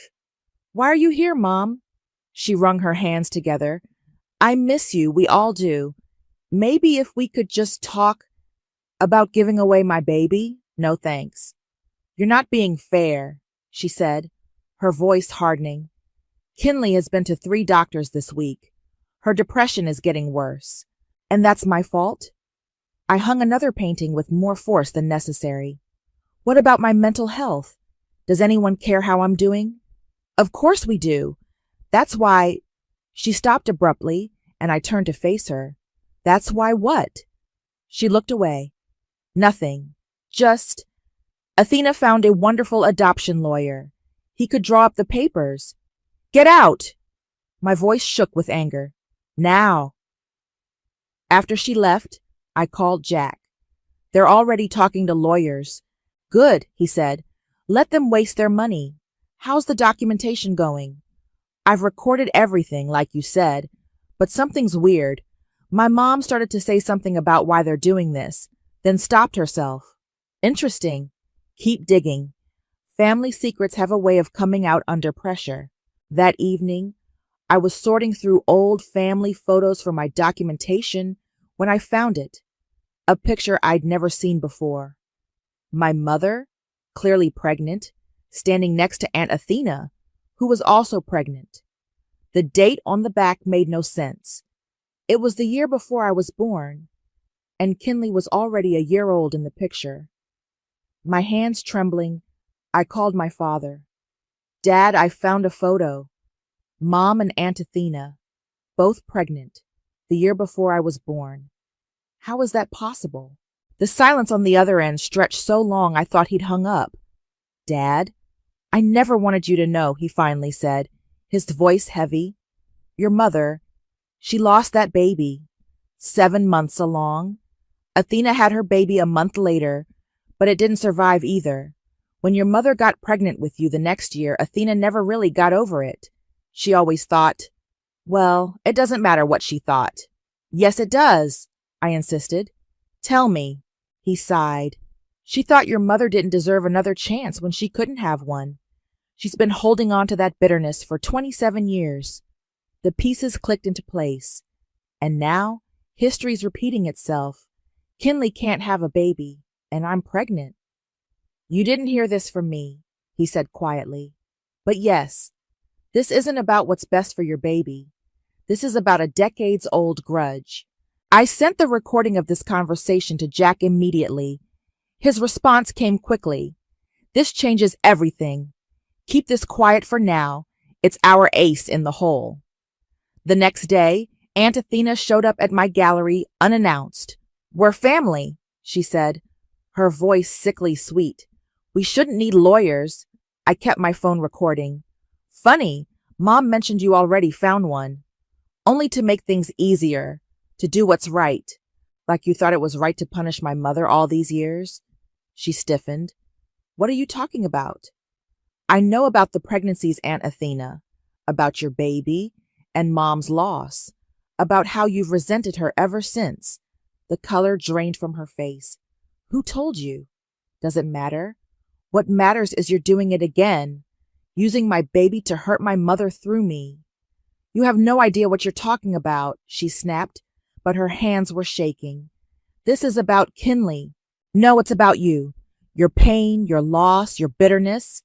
But I won't let you use my child to settle your old scores. She grabbed her purse, heading for the door. You'll regret this, Natalia. When you're struggling as a single mother, when your art career falls apart, you'll wish you'd listened. Maybe, I called after her, but at least my child will know their mother fought for them. I sent the new recording to Jack with a message. Got her to show her true colors. What's next? His reply made me smile. Now we go for the knockout punch. Come to my office tomorrow. Time to file for a restraining order. The pieces were falling into place. They wanted a war, fine, but they'd forgotten one thing. I had nothing left to lose and everything to protect. The coffee shop was neutral territory, or so I thought. Kinley had texted asking to meet, promising to come alone. I agreed, partly because Jack said it could help our case, and partly because, despite everything, she was still my cousin. You look good, Kinley said, sliding into the booth across from me, her eyes fixed on my small baby bump, now visible at 12 weeks. Thanks. I kept my phone on the table, recording. You said you wanted to talk. She wrapped her hands around her untouched coffee cup. I miss you. We all do. Remember when we were kids? How we promised to be there for each other's big moments. This isn't what we meant, and you know it. I've been seeing a therapist, she continued as if I hadn't spoken. She says I need to be direct about my feelings. So here it is. I can't have children, Natalia. Ever. The last treatment failed, and my body, it just won't happen. My heart ached for her despite everything. I'm sorry, but let me finish. She reached across the table, but I pulled my hands back. You're an artist. You create beautiful things every day. But this could be the most beautiful thing you ever create. Giving us this gift, letting us raise your baby. Stop! I stood up so quickly my chair scraped against the floor. My baby isn't a gift to be given away. They're not a painting or a sculpture. They're my child. Please, her voice cracked. We have everything ready. The nursery is painted. We've bought clothes, toys. You did what? The recording forgotten. I stared at her in horror. Without even asking me? Mom said it would work out. She promised. Tears streamed down her face. She said you'd understand once you saw how prepared we are. A couple at the next table was staring now, but I didn't care. Your mother is using you, Kinley. Using your pain to settle an old score with my mom. That's not true, but doubt flickered across her face. She wouldn't. Ask her about the pregnancies, about the babies they lost before I was born. Ask her why she really wants my baby. Kinley's phone buzzed. Aunt Athena's face lit up the screen. Of course she wasn't really alone. You should answer that, I said, gathering my things. Ask her why she never told you about her lost baby. Ask her why she's really doing this. I was halfway to the door when Kinley called out, Wait! There's something you should know. I turned back. Her face had changed, hardened somehow. Mom already filed papers. She has evidence that you're unstable, that your lifestyle isn't suitable for a baby. The lawyer says we have a strong case. The betrayal stung, but I forced myself to smile. Tell Aunt Athena nice try. But next time, don't meet someone for coffee when there's a restraining order pending against your family. Her face fell. What? Check your mail. I walked out, hands shaking as I called Jack. They filed papers, I said as soon as he answered, and they're building a case against me. Good thing we got that recording, he replied calmly. Their lawyer's going to love hearing Kinley admit they're planning this behind your back. Come to my office, now. When I arrived, Delaney was already there, along with my father. What's going on? Intervention, Delaney said. Show her, Jack. He pulled out a file. Your aunt's been busy. She's contacted your gallery trying to cancel your show, called your landlord about noise complaints that never happened, even tried to access your medical records. She can't do that. No, she can't, my father said grimly. And that's not all. Tell her, Jack. The lawyer they hired? He's known for dirty tactics. We need to move fast. I've filed for emergency protective orders, but you need to be prepared. They're going to try to break you down. As if on cue, my phone lit up with a text from my mother. Please don't do this. The restraining order will tear this family apart. The family's already torn apart, I said, showing them the message. They did that. Then let's tear it down the rest of the way, Jack said, pulling out more papers. Time to go nuclear. Your aunt's past, the false reports, the harassment. We're putting it all in the open. But Kinley, I hesitated. She's as much a victim as I am. Sometimes, my father said softly, the kindest thing you can do is let the truth hurt. It's the only way to heal. I signed the papers Jack put in front of me, each signature feeling like another brick in a wall between me and my family. But as I felt my baby move for the first time, a tiny flutter like butterfly wings, I knew I was doing the right thing. They wanted to play hardball? Fine. But they were about to learn that sometimes the quietest person in the room is the most dangerous. They did what? I gripped the edge of Jack's desk, staring at the papers in front of me. The gallery had canceled my show, citing personal issues that might affect attendance. Your aunt's work, Jack confirmed, but she slipped up. The gallery owner recorded their conversation. Apparently, Athena threatened to spread rumors about drug use if they didn't cancel. My father, who had become a regular at these meetings, slammed his fist on the desk. That's it. I'm done playing nice. Dad, no, listen. He pulled out his phone. I've kept quiet about a lot of things to keep the peace, but this ends now. He dialed a number, putting it on speaker. Hello? My mother's voice filled the room. June, it's over. Either you stop this madness, or I tell everyone why you really let Athena control you all these years.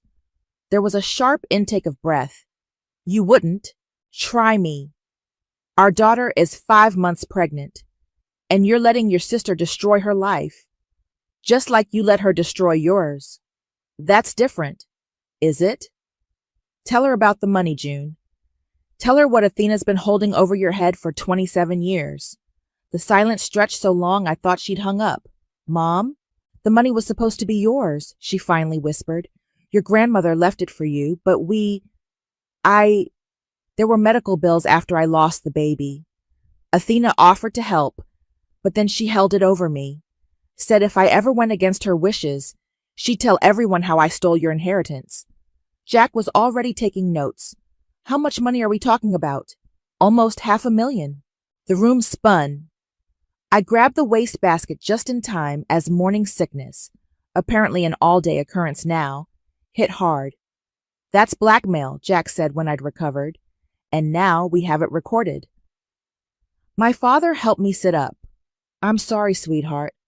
I should have said something years ago. Why now? I asked my mother, still on speaker. Why let her do this? Because she promised to make it right. Said if you gave the baby to Kinley, she'd forgive the debt. Said it was God's way of balancing the scales. And you believed her? My father's voice cracked with disbelief. I believed she'd leave our daughter alone.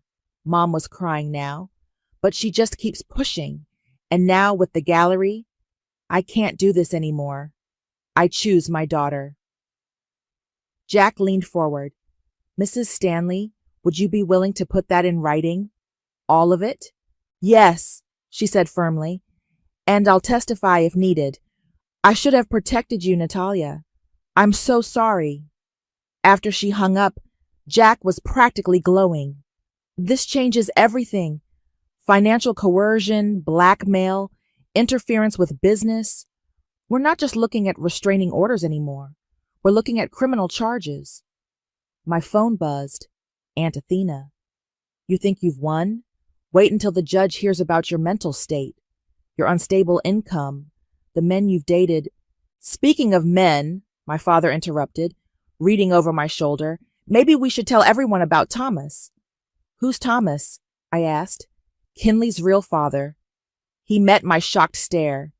Athena's not the only one with secrets. The timing of her pregnancy, well, let's just say Uncle Miles might be interested in a paternity test. Jack's eyes widened. Mr. Fletcher, you've been holding out on me. I kept quiet to protect Kinley. But now? He shook his head. All bets are off. My phone buzzed again. This time it was Kinley. Mom's crying. Dad's yelling. What's happening? I showed the message to Jack, who nodded. Tell her to come to my office, alone. It's time she learned the truth about everything. As I typed the response, another wave of nausea hit. Or maybe it was fear. What if this destroys them? They destroyed themselves, my father said gently. Sometimes family isn't about blood or obligation. It's about who stands with you when everyone else stands against you. Jack started organizing papers into files. The hearing's in 3 days. Once Kinley knows everything, once your mother's statement is filed, he smiled grimly. Let's just say Athena's house of cards is about to come down. I felt my baby kick. Stronger now, like they were saying, fight on, Mom. Delaney had bought me a fetal Doppler, and every night I listened to that steady heartbeat, reminding myself what I was fighting for. One more thing, Jack said as I got up to leave. The gallery owner, she wants to reschedule your show, says she's never letting anyone bully her artists again. I smiled, touching my growing bump. Tell her I'll be there, me and my baby both. My father hugged me tight. That's my girl. Now let's go show them what happens when they mess with a Fletcher. For the first time in months, I felt truly powerful. They thought they could break me, but instead, they'd only revealed their own cracks. And through those cracks, the truth was finally shining through. The conference room in Jack's office felt too small for all the tension it held. Kinley sat across from me, her face pale as she listened to the recordings one by one. My mother's confession about the money, Aunt Athena's threats to the gallery owner, the conversation about Thomas. When Jack finally stopped the playback, Kinley looked like she might faint. This can't be true, she whispered. My mother wouldn't. There's more, my father said gently, sliding a manila envelope across the table. DNA test results. I had them done last week. Kinley's hands shook as she opened the envelope. Does he know? Miles found out this morning, Jack said. He's already filed for divorce. A sob escaped her throat. All this time, she's been lying to everyone? She's been controlling everyone, I corrected, using secrets and shame to manipulate us all. The nursery, Kinley said suddenly. She's the one who insisted we set it up, said it would prove our commitment to the judge. She looked at me, really looked at me, for the first time in months. I'm so sorry, Natalia. I got so caught up in what I wanted, what Mom said I deserved. You're as much a victim as anyone, I said softly. But Kinley, this has to stop, she nodded, wiping her eyes. What do you need me to do? Jack pulled out a statement he'd prepared. Sign this. Testify at tomorrow's hearing. Tell the truth about how your mother orchestrated all of this. She'll never forgive me. No, my father agreed, but you'll forgive yourself. As Kinley read through the statement, my phone buzzed. Aunt Athena. Emergency family meeting. Now, your mother has some explaining to do. I showed the message to Jack, who smiled grimly. Perfect timing. Everyone ready?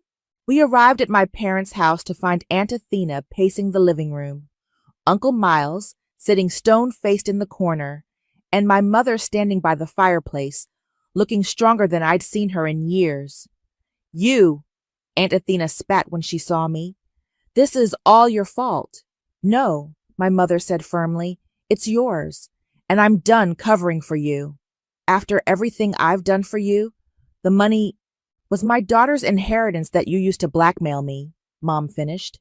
Just like you used Thomas to blackmail Miles into staying quiet all these years. Uncle Miles stood up. 27 years, Athena. 27 years of lies. I did it for our family. Aunt Athena's voice rose hysterically. Everything I did was to keep us together. Together? Kinley stepped forward. You tried to steal my cousin's baby. You destroyed my father's trust. You've been lying to me my entire life. I was protecting you. No, I said, recording everything on my phone. You were controlling us, but it's over now. Aunt Athena's face contorted. You think you've won? Wait until I tell the judge about your father's gambling debts, about your mother's depression, about what? Jack stepped into the room. About how you've systematically abused and manipulated this family for decades? Please, tell the judge everything. I'm sure they'd love to hear about the blackmail, the fraud, the harassment. She lunged for my phone, but my father caught her arm. Don't, he warned. You've done enough damage. The hearing's tomorrow, Jack continued calmly. Here's what's going to happen.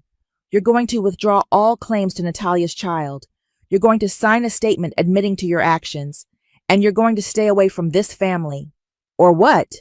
Or I file criminal charges, my mother said, for the inheritance fraud, for the blackmail, for everything. Aunt Athena looked around the room, seeing nothing but resolved faces. Her shoulders sagged. You're all against me? After everything I've sacrificed? You sacrificed us, Kinley said quietly. All of us. And now you're losing everything because of it. The papers are ready, Jack said, placing his briefcase on the coffee table. Sign them now, or we'll see you in court tomorrow. As Aunt Athena reached for the pen, her hand trembling, I felt my baby kick again. This time it felt like applause. I hope you're happy, she said as she signed. You've destroyed this family. No, I replied, touching my growing belly. We freed it. Later, as we left the house, Kinley caught my arm. The nursery. Would you like it? All the things we bought? They should go to the baby they were meant for. I hugged her, feeling the first real step toward healing. Come shopping with me instead. Let's pick out new things together. Start fresh. She smiled through her tears. I'd like that. The war was over. Tomorrow's hearing would just make it official. But as I drove home, I realized something. Sometimes you have to break apart what's broken to build something stronger in its place. The courthouse hallway buzzed with tension. Despite Aunt Athena signing the papers yesterday, Jack insisted we follow through with the hearing. We need this on official record, he'd said. No room for backtracking. I sat between my parents, Delaney squeezing my hand on one side while my father kept his protective arm around my shoulders. At 6 months pregnant, my baby was particularly active today, as if sensing the importance of the moment. All rise, the bailiff called. Judge Martinez surveyed the packed courtroom, her eyes lingering on my visible pregnancy before settling on Jack. Counsel, I understand there have been some developments. Yes, Your Honor. Jack stood, straightening his tie. We have signed statements from all parties, but given the severity of the situation, we believe it's crucial to have testimony on record. Proceed. My mother went first, her voice steady as she detailed years of financial manipulation and emotional abuse. Uncle Miles followed, confirming the DNA test results and Aunt Athena's decades of deception. Each testimony felt like another brick falling from the wall of lies that had surrounded our family. Then it was Kinley's turn. Mom told me I deserved Natalia's baby, she said, wiping tears. Said God meant for this child to be mine. She had me believe Natalia was being selfish, that taking her baby was the right thing to do. I let myself believe it because I wanted it so badly. And now? The judge asked. Now I know the truth. That my mother used my pain to hurt others. that she tried to steal my cousin's child to punish her mother for something that happened before we were born. Kinley turned to face me. I'm so sorry, Natalia. I should have protected you, not helped hurt you. When it was my turn to speak, I felt surprisingly calm. Your Honor, I'm an artist. I create things for a living. But this baby? I touched my stomach. This is my masterpiece. My aunt tried to steal that from me. She used my cousin's pain, my mother's guilt, and our family's love against us. She lies! Aunt Athena shot up from her seat. This ungrateful girl has turned my whole family against me. I was trying to help, to give this baby a proper home. Mrs. Stanley, the judge warned, sit down or I'll have you removed. You don't understand, Aunt Athena continued, her voice rising hysterically. I lost my baby, my real baby. Then I had to watch my sister have another chance while I raised another man's child. It wasn't fair. None of this is fair. The courtroom fell silent, except for Aunt Athena's ragged breathing. Mrs. Stanley, Judge Martinez said quietly, life's unfairness doesn't give you the right to destroy others. Your actions show a disturbing pattern of manipulation and abuse. She turned to me. Miss Fletcher, what do you want from this court? I stood, one hand protectively over my baby. I want my aunt to get help, real help, not just prayers and denial. I want legal protection for my child, and I want my family to have a chance to heal. All of us, including Kinley and my aunt, if she's willing to try. The judge nodded, then spent several minutes reviewing the documents before her. Based on the evidence and testimony presented, this court orders the following. A permanent restraining order against Athena Stanley, preventing any contact with Natalia Fletcher or her child. Mandatory counseling for Mrs. Stanley before any modification of this order can be considered. And, she paused, looking directly at Aunt Athena, a criminal investigation into the financial fraud and blackmail allegations will be recommended to the district attorney's office.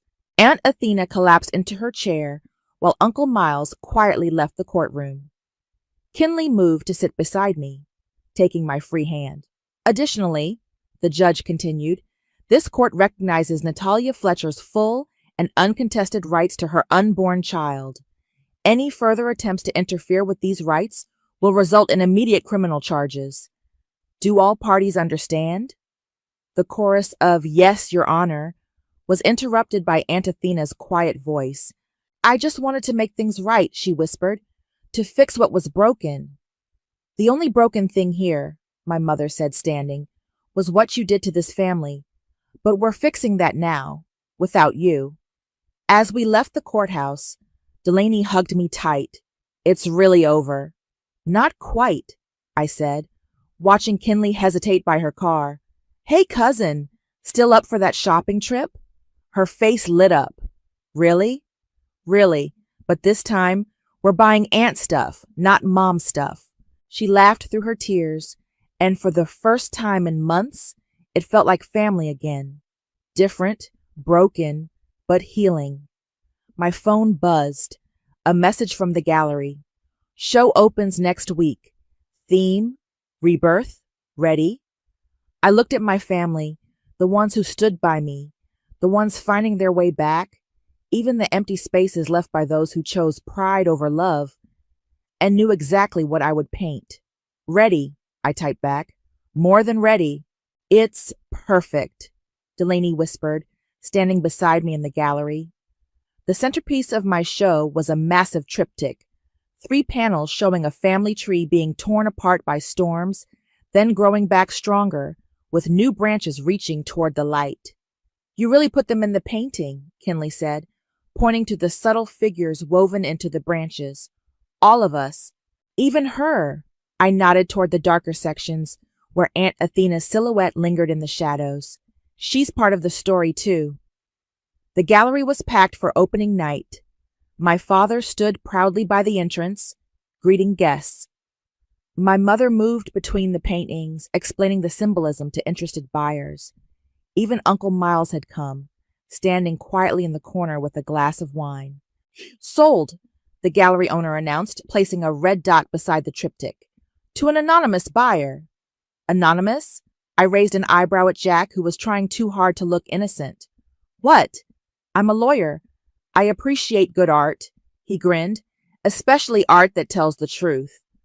A commotion at the entrance drew our attention. Aunt Athena stood there, looking smaller somehow, more fragile. She's violating the restraining order, Jack muttered, reaching for his phone. Wait, I said, touching his arm. Let me handle this. I approached her carefully, noting the papers clutched in her hands. You're not supposed to be here, I said quietly. I know. She held out the papers with trembling hands. But I needed you to have these. It's the trust fund paperwork, your inheritance. I've signed everything back over to you, with interest. That's not why you came. She looked at my belly, now 8 months round. No, I started therapy. Real therapy, not just church counseling. My therapist says I need to make amends, but more than that, I need to face what I did. To everyone. And I'm sorry. Truly sorry. Not just for what I did to you, but for what I did to Kinley, to your mother, to everyone. She wiped her eyes. I won't ask for forgiveness. I don't deserve it. But I wanted you to know I'm trying to change. Kinley appeared beside me. Mom? I'll go, Aunt Athena said quickly. I just needed to deliver these papers. Stay, I found myself saying. Just stay on the other side of the room. This is a show about healing, after all. She nodded gratefully and moved to a quiet corner, while Kinley squeezed my hand in thanks. The evening continued. Art sold. Champagne flowed. Sparkling cider for me. And slowly, carefully, something shifted in the air. Uncle Miles briefly spoke with Aunt Athena. My mother showed Kinley photos of her own pregnancy with me. My father told embarrassing stories about my first art show in kindergarten. You did this, Delaney said, gesturing to the room. Not just the art. You brought them back together. Not all the way, I corrected. Some breaks can't be fully mended. But they can be reformed into something new, Jack added, appearing with another buyer. As the evening wound down, I felt the baby kick particularly hard. Someone's a critic, I joked, then gasped as another pain hit. Natalia, my mother was instantly beside me. Is it time? No, it's too early. But even as I spoke, I felt liquid running down my leg. The gallery erupted into action. Jack called my doctor. Delaney grabbed my hospital bag from the car. My father cleared a path to the exit. I'll drive, Kinley offered, then hesitated. Unless you want your mom. Both of you, I said through gritted teeth. I want both of you. As they helped me to the car, I caught a glimpse of Aunt Athena watching from the gallery window, her hand pressed against the glass. Our eyes met briefly, and I gave her a small nod. Not forgiveness, not yet, but acknowledgement. Recognition that even the darkest parts of our story led us here.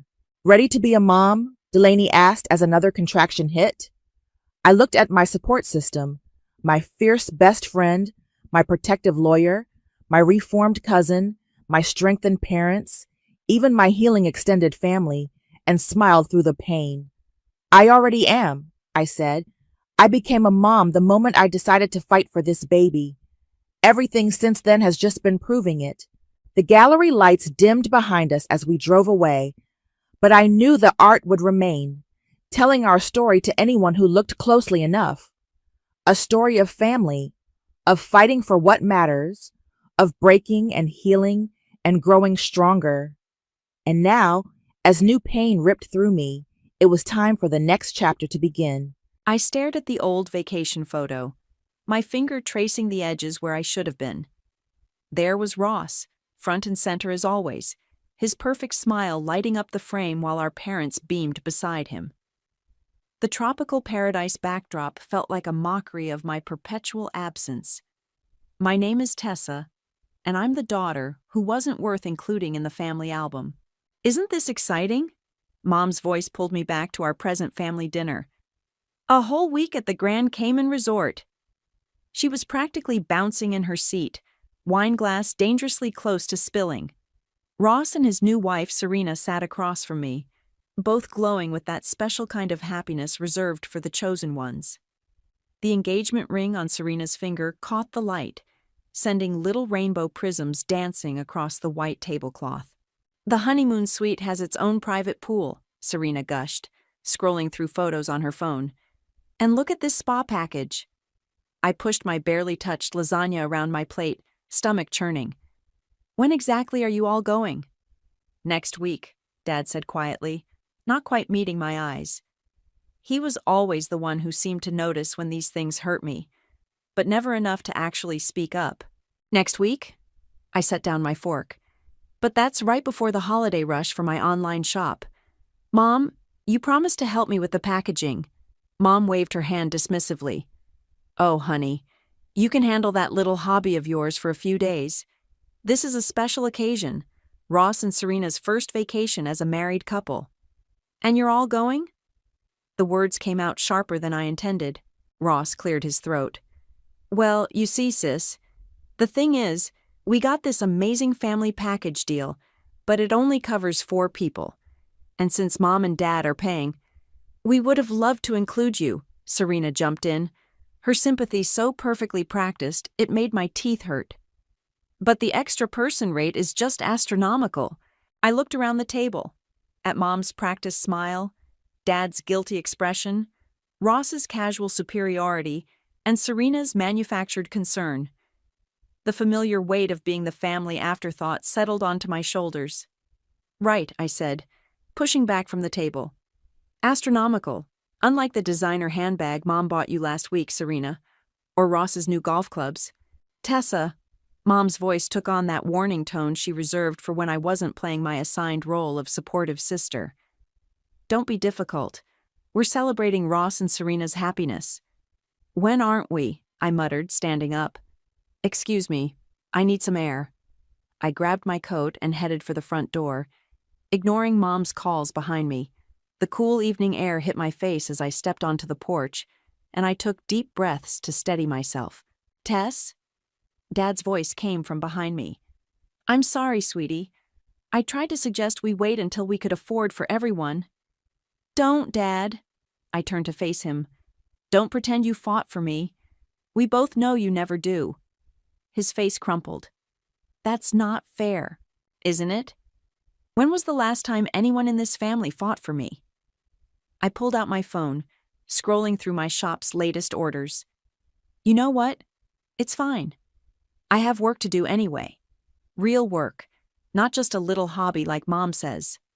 "Your mother doesn't mean—" "Yes, she does." I cut him off. "She absolutely means it. Just like she meant it when she forgot my college graduation because Ross had a job interview, or when she gave Serena grandmother's wedding ring without even asking if I might want it someday." The door opened again, and Ross stepped out. "Come on, sis, don't make this weird. It's just a vacation." I looked at my brother, my successful, favored, golden child brother, and something inside me snapped. Not in the breaking way, but in the way a rubber band snaps back, finding its shape. "You're right, Ross." I smiled, and both men took an unconscious step back. "It's just a vacation, and I'm just going to stay here and work on my little hobby. You all have fun." I walked to my car, ignoring their calls. As I drove away, I caught a glimpse of Mom and Serena in the dining room window, probably already planning their resort wardrobes. The family photo from my wallet fell onto the passenger seat, and I finally let myself feel the anger I'd been suppressing for years. They wanted to leave me behind? Fine. But this time, I wasn't going to sit quietly and wait for them to remember I existed. This time, I was going to make them wish they'd thought twice about excluding me. My phone buzzed with another order notification. Maybe it was time to turn my little hobby into something they couldn't ignore. The house felt emptier than usual the morning after they left. I sat at my kitchen table, staring at my laptop screen while my coffee grew cold. Their vacation photos were already flooding social media. Mom, Dad, Ross, and Serena boarding their flight, all matching designer luggage and perfect smiles. My phone buzzed. It was Valeria. "Tell me you're not stalking their Instagram," she said without preamble. "I'm not stalking their Instagram." I switched tabs to my shop's dashboard. "I'm looking at their Facebook instead." "Girl, stop. Come over. I've got mimosas and a business proposition for you." An hour later, I was sitting on Valeria's couch while she paced her living room, gesturing with her champagne flute. "Look at these numbers," she said, pointing to my shop's analytics. "You're getting serious traffic, but your conversion rate is trash. Your products are amazing, but your website looks like it was built in 2005. "Thanks for the brutal honesty," I said. But I knew she was right. My handmade jewelry and accessories had been steadily gaining attention, but I'd been too busy fulfilling orders to focus on the business side. "You know what? Screw their vacation." Valeria set down her glass. "Let's use this week to transform your little hobby into an empire." I laughed. "An empire? Val, I work out of my spare bedroom. For now." She grabbed her laptop. "But I've been doing some research. There's a pop-up shop space available downtown next week. Perfect timing for holiday shopping. And I know a guy who designs websites for major retailers." My phone pinged with an email notification. I opened it and nearly dropped my phone. "Val," I whispered, "remember that influencer who wore my moonstone necklace last month? Her stylist just ordered 20 pieces for a celebrity client's winter collection." Valeria screamed and grabbed my hands. "This is it! This is your moment! How fast can you make them?" I don't know. I've never had an order this big." "Then we need to scale up, now." She pulled up a spreadsheet. "You've got savings, right? The money you were going to use for that trip to Europe?" I nodded slowly. The trip I'd canceled when Ross announced his engagement, because Mom insisted I help with wedding preparations instead. "Invest it. All of it." Valeria's eyes were blazing. "I'll help you set up a proper production line, hire some part-time help. We can do this, Tess." My hands were shaking as I opened my banking app. "You really think this could work?" "I know it will." She grabbed her keys. "Come on, we're going shopping for supplies right now, and then we're meeting my web designer friend for dinner." The next few hours were a blur of wholesale jewelry suppliers, packaging vendors, and equipment stores. By evening, my car was packed with supplies, and my savings account was considerably lighter. At dinner, Valeria's friend turned out to be a sharp-eyed woman named Maya who took one look at my current website and actually winced. "Okay, here's what we're going to do," Maya said, sketching on a napkin. "Clean, minimalist design, high-res product photos, integrated social media feeds, and we need to tell your story." "My story?" "Yeah, your brand story. What drives you? What makes your pieces special?" She paused. "What made you start this business?" I thought about all the times I'd been overlooked, pushed aside, told to wait my turn. About channeling that hurt into creating beautiful things that made other people feel seen and special. "I make pieces that help people shine," I said slowly, "even when they're used to standing in someone else's shadow." Maya's eyes lit up. "That's it. That's your angle." She pulled out her tablet. "We can have the new site ready in 3 days, but we'll need content. Photos, videos, your journey." "I can help with that," Valeria chimed in. "I've got a friend who does commercial photography." My phone buzzed again. Another Instagram notification, Ross and Serena posing by their private pool, Mom commenting about her perfect children. I turned off notifications and looked at the women around me. "Let's do this. All of it." "That's my girl," Valeria raised her glass. "To building an empire." Later that night, as I organized my new supplies in my workspace, another email came through. This one was from a business newsletter I subscribed to, announcing a local entrepreneurs meetup happening tomorrow. The featured speaker? A successful investor named Lucas Wong, known for spotting and funding promising small businesses. I looked at my newly organized workspace, thought about the website in progress, and the massive order I needed to fill. Then I opened my calendar and marked the meetup time. If I was going to do this, I was going to do it right. No more playing small. No more standing in shadows. Let them have their perfect vacation. I had an empire to build. The entrepreneurs' meetup was packed, and I felt severely underdressed in my casual blazer and jeans. Valeria had insisted on coming with me, claiming moral support, but really there to prevent me from chickening out. "Stop fidgeting," she whispered as we found seats near the front. "You look like a boss." "I look like someone who makes jewelry in their spare bedroom," I muttered back. "Not anymore." She pointed to my phone, where Maya had just sent the first preview of my new website. "You look like someone who's about to own the game." The lights dimmed, and Lucas Wong took the stage. He was younger than I expected, dressed in a simple black sweater that probably cost more than my car. His presence commanded attention without trying. "Success isn't about having the best idea," he began. "It's about having the courage to execute that idea when everyone else says you can't." My phone buzzed. Another vacation photo from Mom. I turned it face down. "I'm looking for businesses with heart," Lucas continued. "Companies that solve real problems, that connect with real people. Today, I want to hear your stories." The next hour was a blur of pitches and presentations. Some polished, some nervous, all hoping to catch Lucas's attention. When he opened the floor for impromptu pitches, Valeria's elbow found my ribs. "Go," she hissed. "Now!" Before I could think better of it, my hand was up. Lucas nodded in my direction.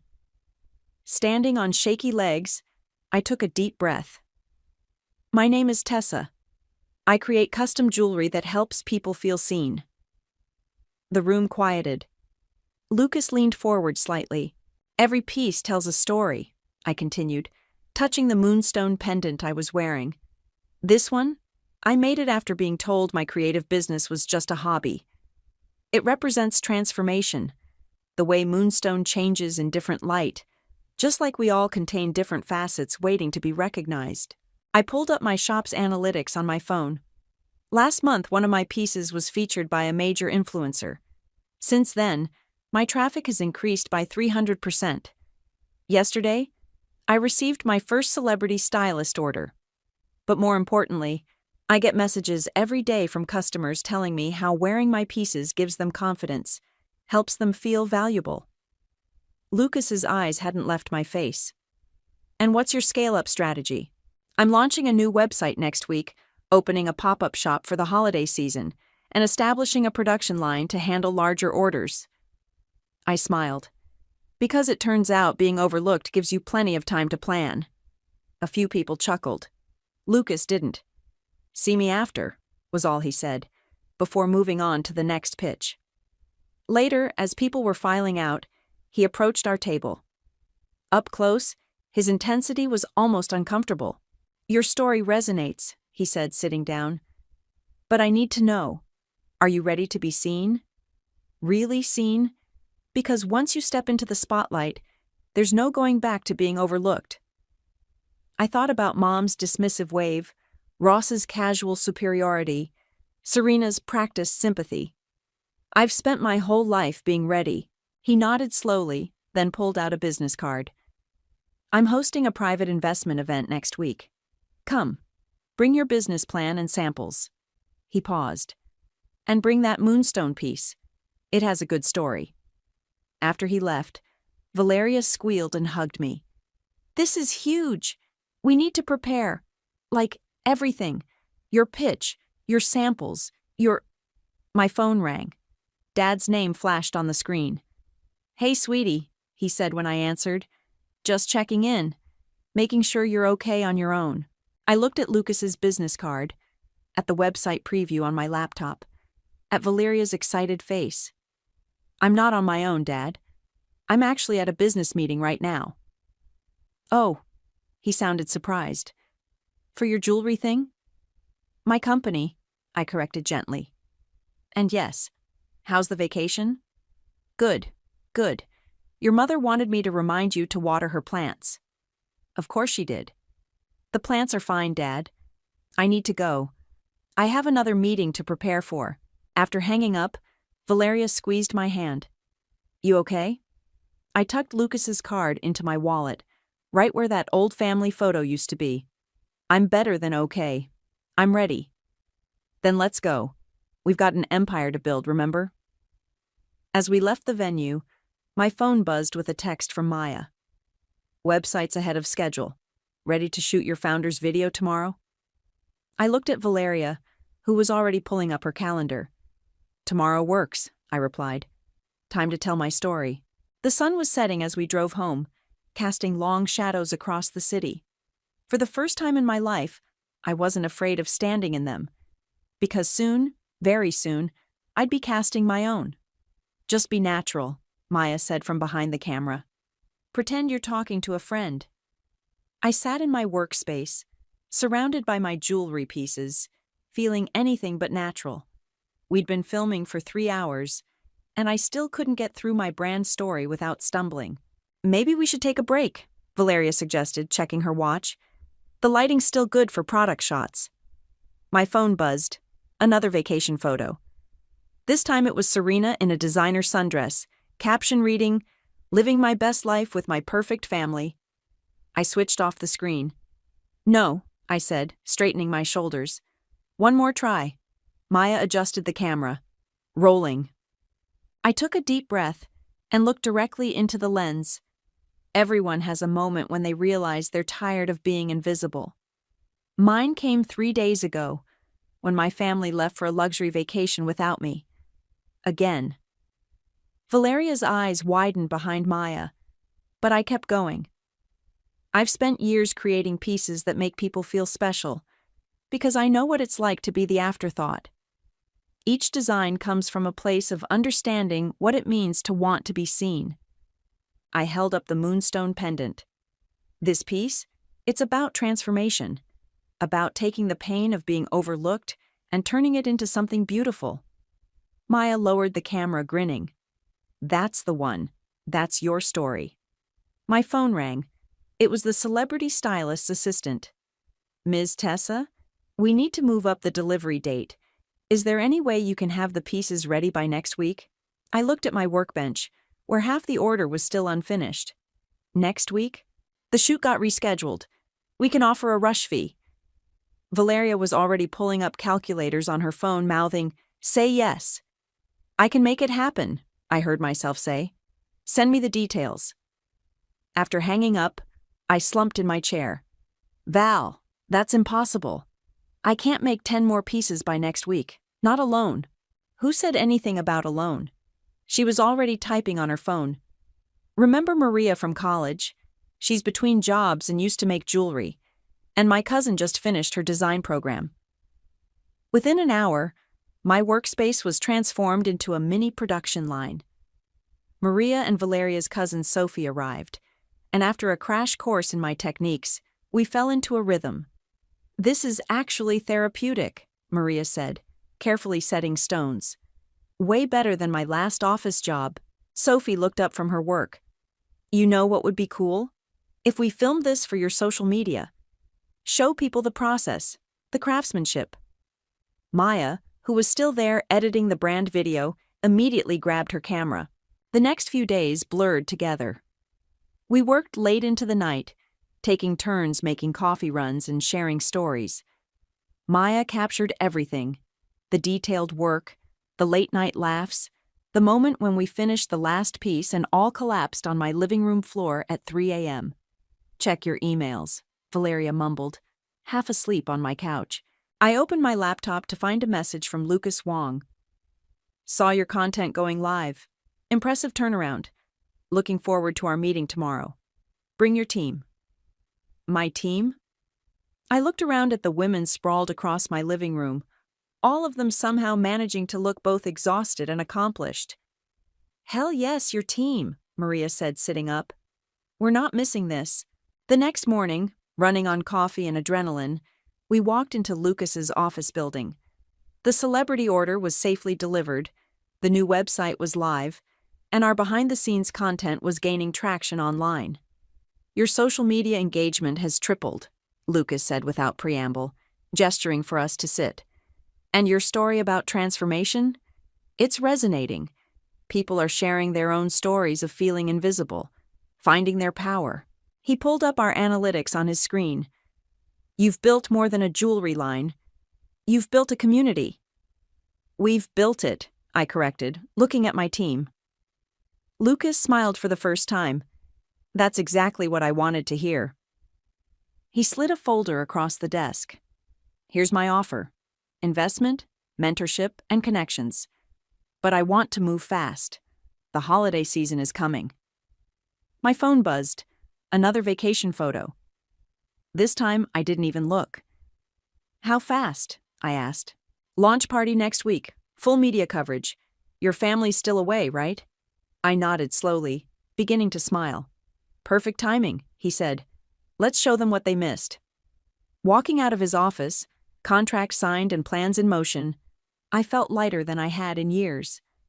My phone buzzed again, Mom asking if I'd remembered to collect their mail. Should I respond? I asked Valeria. She linked her arm through mine. Nah, let's keep them guessing. They want a surprise? We'll give them one they'll never forget. 5 minutes until we go live, Maya called out across the transformed warehouse space.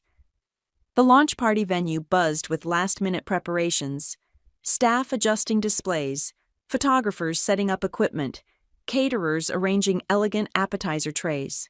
I stood in front of a full-length mirror, barely recognizing myself. Gone was the overlooked sister in casual clothes. Instead, I wore a sleek black dress adorned with my own creations. Multiple delicate necklaces layered perfectly, each telling its own story of transformation. Your hands are shaking, Valeria said, appearing behind me with a glass of water. Drink this. What if nobody comes? I whispered. She pointed to her phone, showing the RSVP list. Are you kidding? We're over capacity. That video of yours went viral yesterday. The one about turning pain into beauty? People are calling you the transformation jeweler. My phone buzzed. A text from Dad. Hope you're doing okay, sweetie. Your mother wants to know if you've been watering her orchids. Still nothing about the business posts? Valeria asked, reading over my shoulder. They probably haven't even seen them. Too busy having fun in paradise. I put my phone away. Let's do this. The doors opened and people flooded in. Fashion bloggers, local media, potential buyers, all eager to see the brand that had been creating buzz all week. Lucas worked the room like a pro, introducing me to key players in the industry. Your story resonates with people, a magazine editor told me, examining a display of moonstone pieces. Everyone knows what it feels like to be invisible sometimes. You've tapped into something powerful here. Maya's video played on loop on massive screens, showing the late nights, the craftsmanship, the transformation from spare bedroom operation to professional production. But it was the personal story that kept stopping people in their tracks. That part about being left behind, a buyer from a major department store said, wiping her eyes. When you said, sometimes the people who should see you the clearest are the ones who look right through you, I felt that in my soul. Orders poured in. The website crashed twice from traffic. Our social media followers doubled, then tripled. Each piece sold came with a card asking buyers to share their own transformation stories. Tessa, Lucas called out, waving me over to where he stood with a group of serious-looking investors. They want to discuss international distribution. My phone buzzed again. A text from Ross. Hey sis, brought you a souvenir keychain. Missing anything exciting? Before I could respond, Maria rushed over. We just got featured on 3 major fashion blogs. They're calling us the next big thing in accessible luxury. Another buzz. Mom this time. Darling, we're having such a wonderful time. Shame you couldn't be here to see Ross and Serena enjoying themselves. I looked around at my reality, the packed venue, the sold-out displays, my team celebrating our success, and finally typed back, Don't worry about me. I've been keeping busy. Tessa, Sophie called urgently. The morning show wants to interview you tomorrow. The night blurred into a whirlwind of handshakes, contracts, and congratulations. By closing time, my feet were killing me, but my heart was soaring. Final numbers are in, Valeria announced as we collapsed onto a couch after the last guest left. We made 6 months of your old revenue. In one night. Holy shit, I whispered. That's not all. She pulled up her tablet. The investment group wants to fast-track the expansion. They're talking flagship stores in major cities. My phone buzzed one last time. A group photo from their vacation. Everyone smiling on a yacht. Caption reading, "Perfect family vacation with the people who matter most." Lucas, who was passing by, caught a glimpse of the photo. They still don't know? I shook my head. They get back tomorrow. He smiled that shrewd smile of his. Perfect, because guess what? That morning show interview? It's going to air right when their flight lands. You planned that, didn't you? Timing is everything in business, he shrugged. And in karma. Looking at the vacation photo one last time, I felt something shift inside me. Not anger anymore, but something calmer. Stronger. You know what? I said, standing up. Let's do something special for the morning show. I want to debut a new piece. What are you thinking? Valeria asked. I picked up a rough diamond from our display, beautiful in its natural state, waiting to be transformed. Something about finding your own light, about how sometimes being left behind just means you're free to move forward. Perfect, Maya said, already reaching for her camera. Let's get to work. As we gathered our things to leave, I took one last look around the venue. Tomorrow my family would land, expecting to find the same invisible Tessa they'd left behind. They had no idea what was coming. The morning show interview went viral before my family's plane even landed. I sat in my newly rented office space, watching the clips circulate online. Me, poised and professional, telling my story while showcasing the new Rising Light collection. Your phone's blowing up, Valeria said, scrolling through our notifications. The hashtag Sark Transformation Jeweler is trending. My hands trembled slightly as I checked the time. Their flight landed 20 minutes ago. Still radio silence? Complete. I refreshed my messages. Though Mom did send a mass text about having dinner at their house tonight to share vacation stories. The office door burst open and Maria rushed in. The department store order just doubled, and that celebrity stylist? Her client wants an exclusive line. My phone finally buzzed. A text from Dad. Saw something interesting on TV this morning. Can we talk before dinner? Not now, Dad, I muttered, typing a quick, busy, see you tonight response. The day passed in a blur of meetings and order processing. By evening, I'd changed into a simple black dress adorned with my newest pieces, including the rough diamond pendant I'd finished for the morning show. Ready? Valeria asked, pulling up to my parents' house. No, I admitted, but I'm done waiting to be ready. The familiar sound of laughter spilled out as I opened the front door. They were all gathered in the living room, tanned and relaxed from their vacation, surrounded by shopping bags and souvenirs. Tessa, Mom called out, not looking up from the photos she was showing Serena. There's your keychain on the counter. Ross picked it out specially.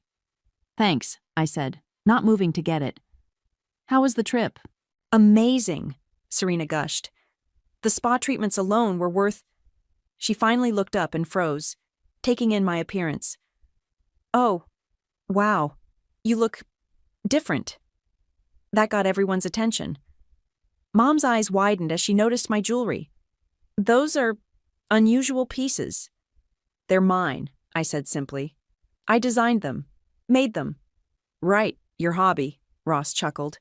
Hey, speaking of which, did you water Mom's plants? The orchids look a little... I saw you on TV, Dad interrupted quietly. This morning. The room went silent. Mom's smile faltered. What TV? The morning show, I said, pulling out my phone to show them the clip. They wanted to interview me about my company's launch. Company? Ross laughed. Come on, sis. It's cute that you make jewelry, but We sold out our entire holiday collection in one night, I cut him off. The launch party was yesterday. Major retailers are placing orders. We're opening flagship stores in 3 cities next year. We? Mom asked faintly. My team. My investors. I met her eyes.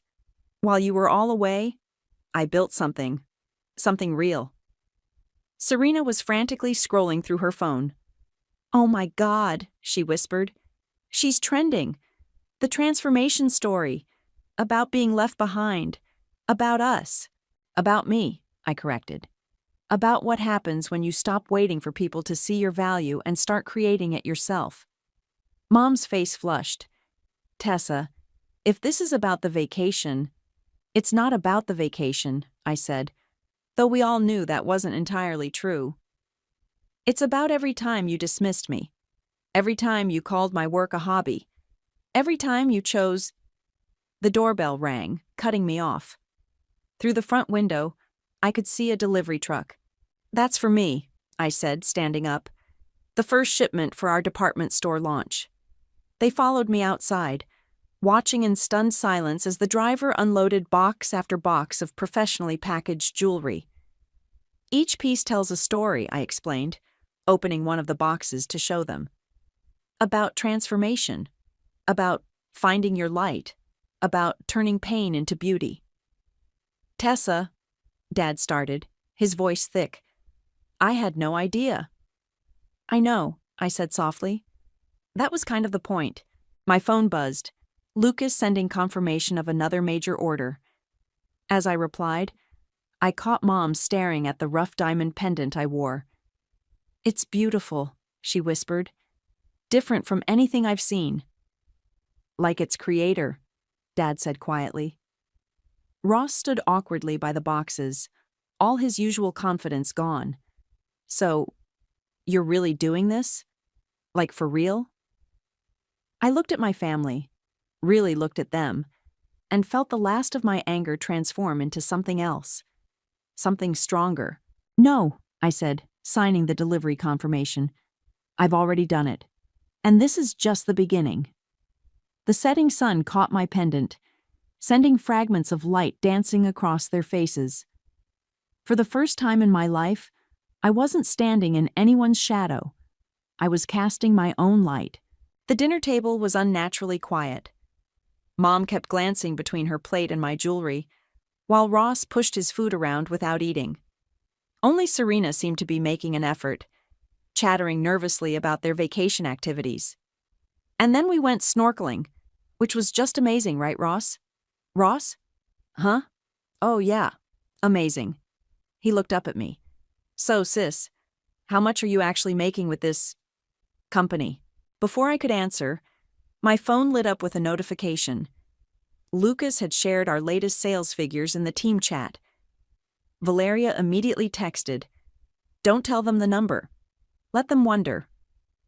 Enough, I said simply, taking a sip of water. But surely not as much as Ross makes at his firm, Mom interjected quickly. I mean, he's a senior account manager now, and... Kennedy, Dad cut her off sharply. Stop. Mom's fork clattered against her plate. Dad had never interrupted her before, especially not when she was praising Ross.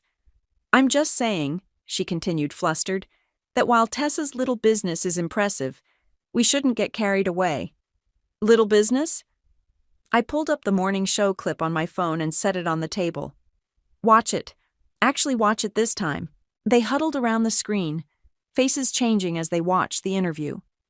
The camera panned across our sold-out launch party, showcased our production facility, highlighted the major retailers who'd signed contracts.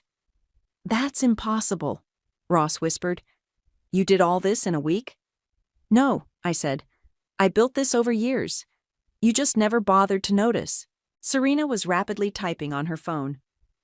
The comments on your posts, people are calling you an inspiration, sharing their own stories about being overlooked by family. Mom's face went pale. Tessa, are you trying to embarrass us? I'm trying to succeed. There's a difference. My phone buzzed again. Maya sending a preview of tomorrow's magazine feature. The headline read, "The Transformation Jeweler, How Being Left Behind Launched an Empire." An empire? Ross laughed, but it sounded hollow. Come on, you can't be serious. The doorbell rang again. This time it was a courier with a priority envelope. "Sign here, Ms. Tessa," he said. "Congratulations on the international deal, by the way. My wife loves your pieces." The room went dead silent as I opened the envelope. Inside was a contract for European distribution, with a number that made even my hands shake. "May I?" Dad asked quietly. I handed him the contract. His eyes widened as he read. "Oh my God." "What?" Mom tried to grab the paper. "How much?" "More than Ross's annual salary," Dad said. "Much more." Ross stood up so abruptly his chair fell backward. "This isn't fair. I've worked my ass off at the firm, played by all the rules." Rules. I stood too, finally letting years of quiet rage surface. "You mean like having every advantage, every opportunity, every family vacation? Those rules? I earned those things. And I earned this." I gestured to the contract. "The difference is, I did it while being treated like an afterthought. Like my dreams didn't matter. Like I didn't matter." "That's not true," Mom protested weakly. "Really?" I pulled out my phone again. "Should we count how many photos you posted from your vacation?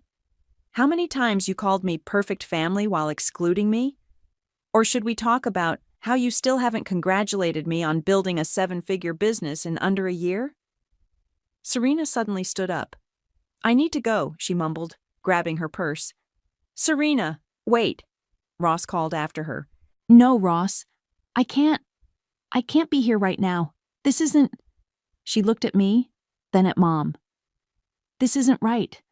What you did to her wasn't right." The front door slammed behind her. Ross slumped back into his chair, looking lost. My phone buzzed one final time. "Lucas confirming tomorrow's meeting with international investors. Your story's resonating globally," he wrote. "Ready to take it worldwide?" I looked at my family. Mom's shocked face, Ross's defeat, Dad's quiet pride mixed with shame. The perfect family portrait was cracking, revealing the truth beneath. "I should go," I said, gathering my things. "I have an early meeting tomorrow, about expanding into Europe." "Tessa," Mom called as I reached the door. I don't know what to say." I touched my rough diamond pendant, feeling its strength. "That's okay, Mom. For once you don't have to say anything. My work is speaking for itself." I walked out into the night, leaving them with their shattered illusions and the weight of their choices. My phone was already lighting up with tomorrow's opportunities. They wanted a perfect family story? I'd given them something better. I'd given them the truth. The morning sun streamed through the windows of my new office as I finished signing the European distribution contracts. Lucas sat across from me, a rare smile on his face. "Congratulations," he said, collecting the papers. "You're officially international." My phone buzzed. A text from Ross. "Can we talk? Please?" "Family still processing?" Lucas asked, noting my expression. "Something like that." I showed him the text. "This is the third message this week. You don't owe them anything," he reminded me. But? Sometimes the biggest power move is showing grace. He stood up. "Just something to think about." After he left, I called Ross back. Coffee in 20 minutes, the shop near my office. He was already there when I arrived, looking uncomfortable in the trendy cafe filled with people working on laptops, several wearing my designs. "Thanks for meeting me," he said as I sat down. "I've been doing a lot of thinking."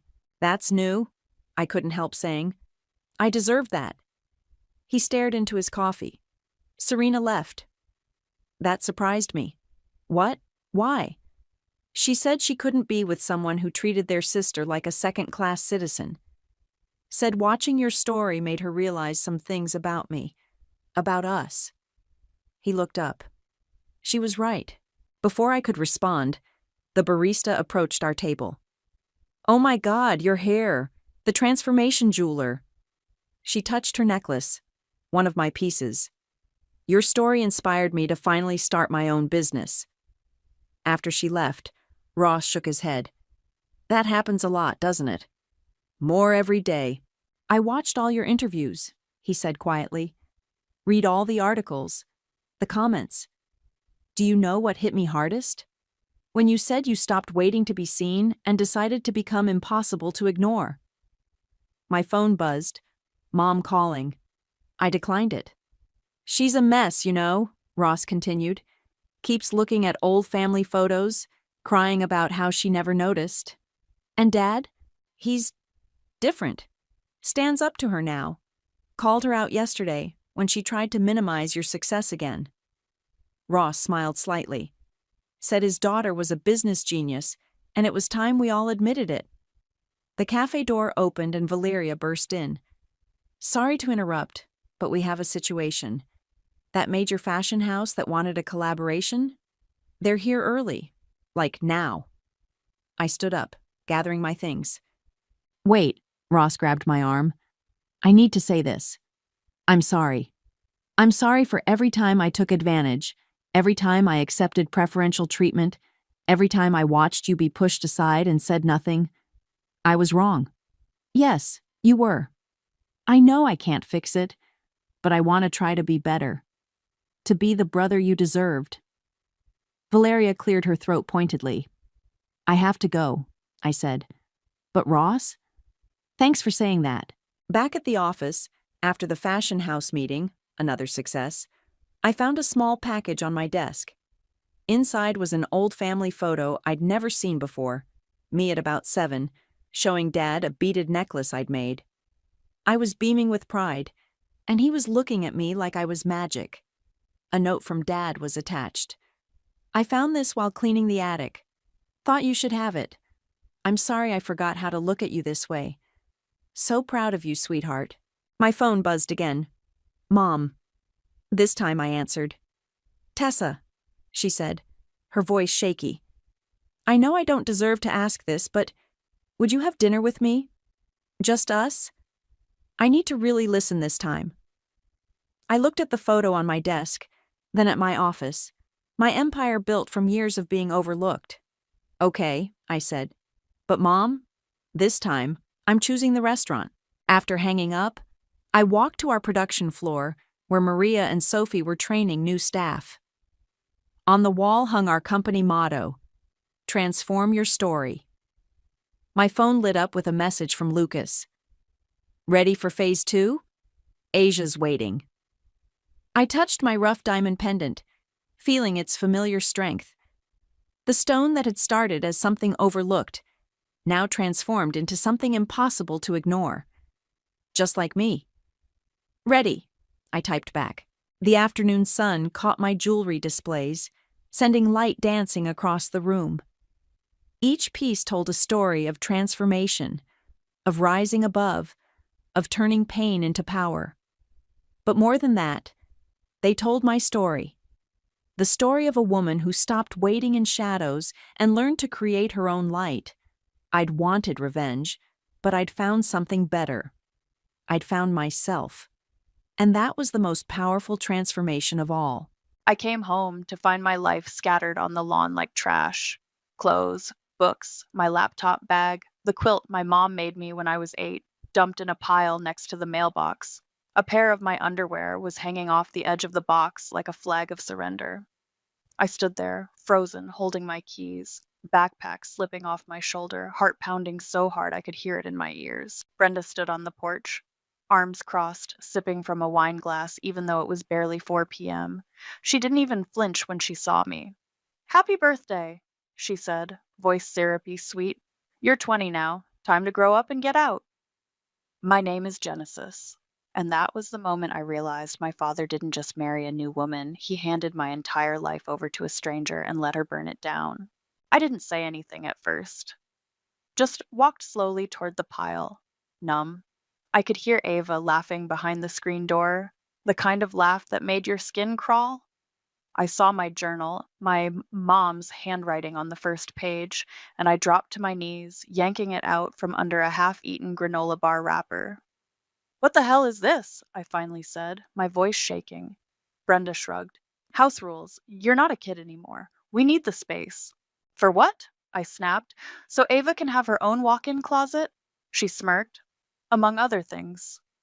I looked up at the window and saw Nash peeking through the blinds. He ducked away when our eyes met. Typical. He always watched, but never said a word. I stood up, fists clenched. Where's my dad? Brenda took another sip. At work. He agrees this is for the best. Bullshit. But also, not entirely surprising. My dad hadn't looked me in the eye in months. Ever since Brenda moved in, he'd become this hollow version of himself. Like someone had scooped out his spine and filled him with fear and guilt. It wasn't always like this. After my mom died, it was just the two of us for about a year. We were broken, but we were trying. He cooked, I cleaned, we cried in the kitchen sometimes. We watched old movies and ate popcorn on the couch.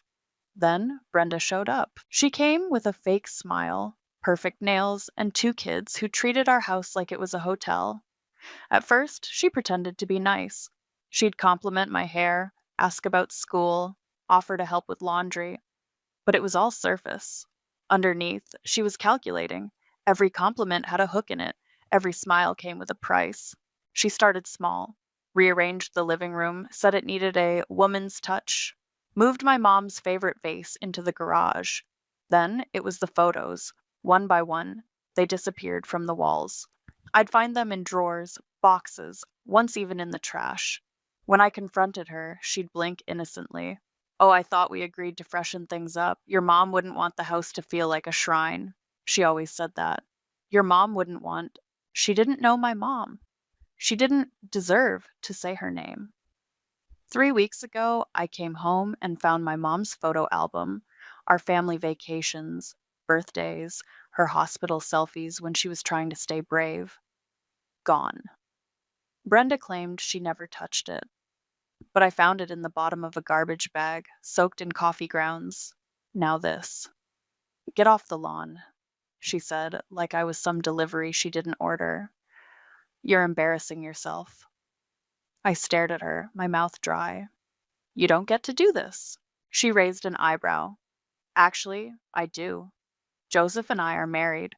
This is our house now. I wanted to scream, but I didn't. Screaming wouldn't change anything. Brenda thrived on chaos. She wanted me to lose control so she could play the victim. Instead, I picked up my laptop bag and the quilt. I turned around without another word and walked down the driveway. I didn't even make it to the end of the block before I started crying. I ended up at the park, sitting on a bench under the big oak tree. My hands were shaking. My phone buzzed with a text from Rohan. Happy birthday! Want to grab cake later?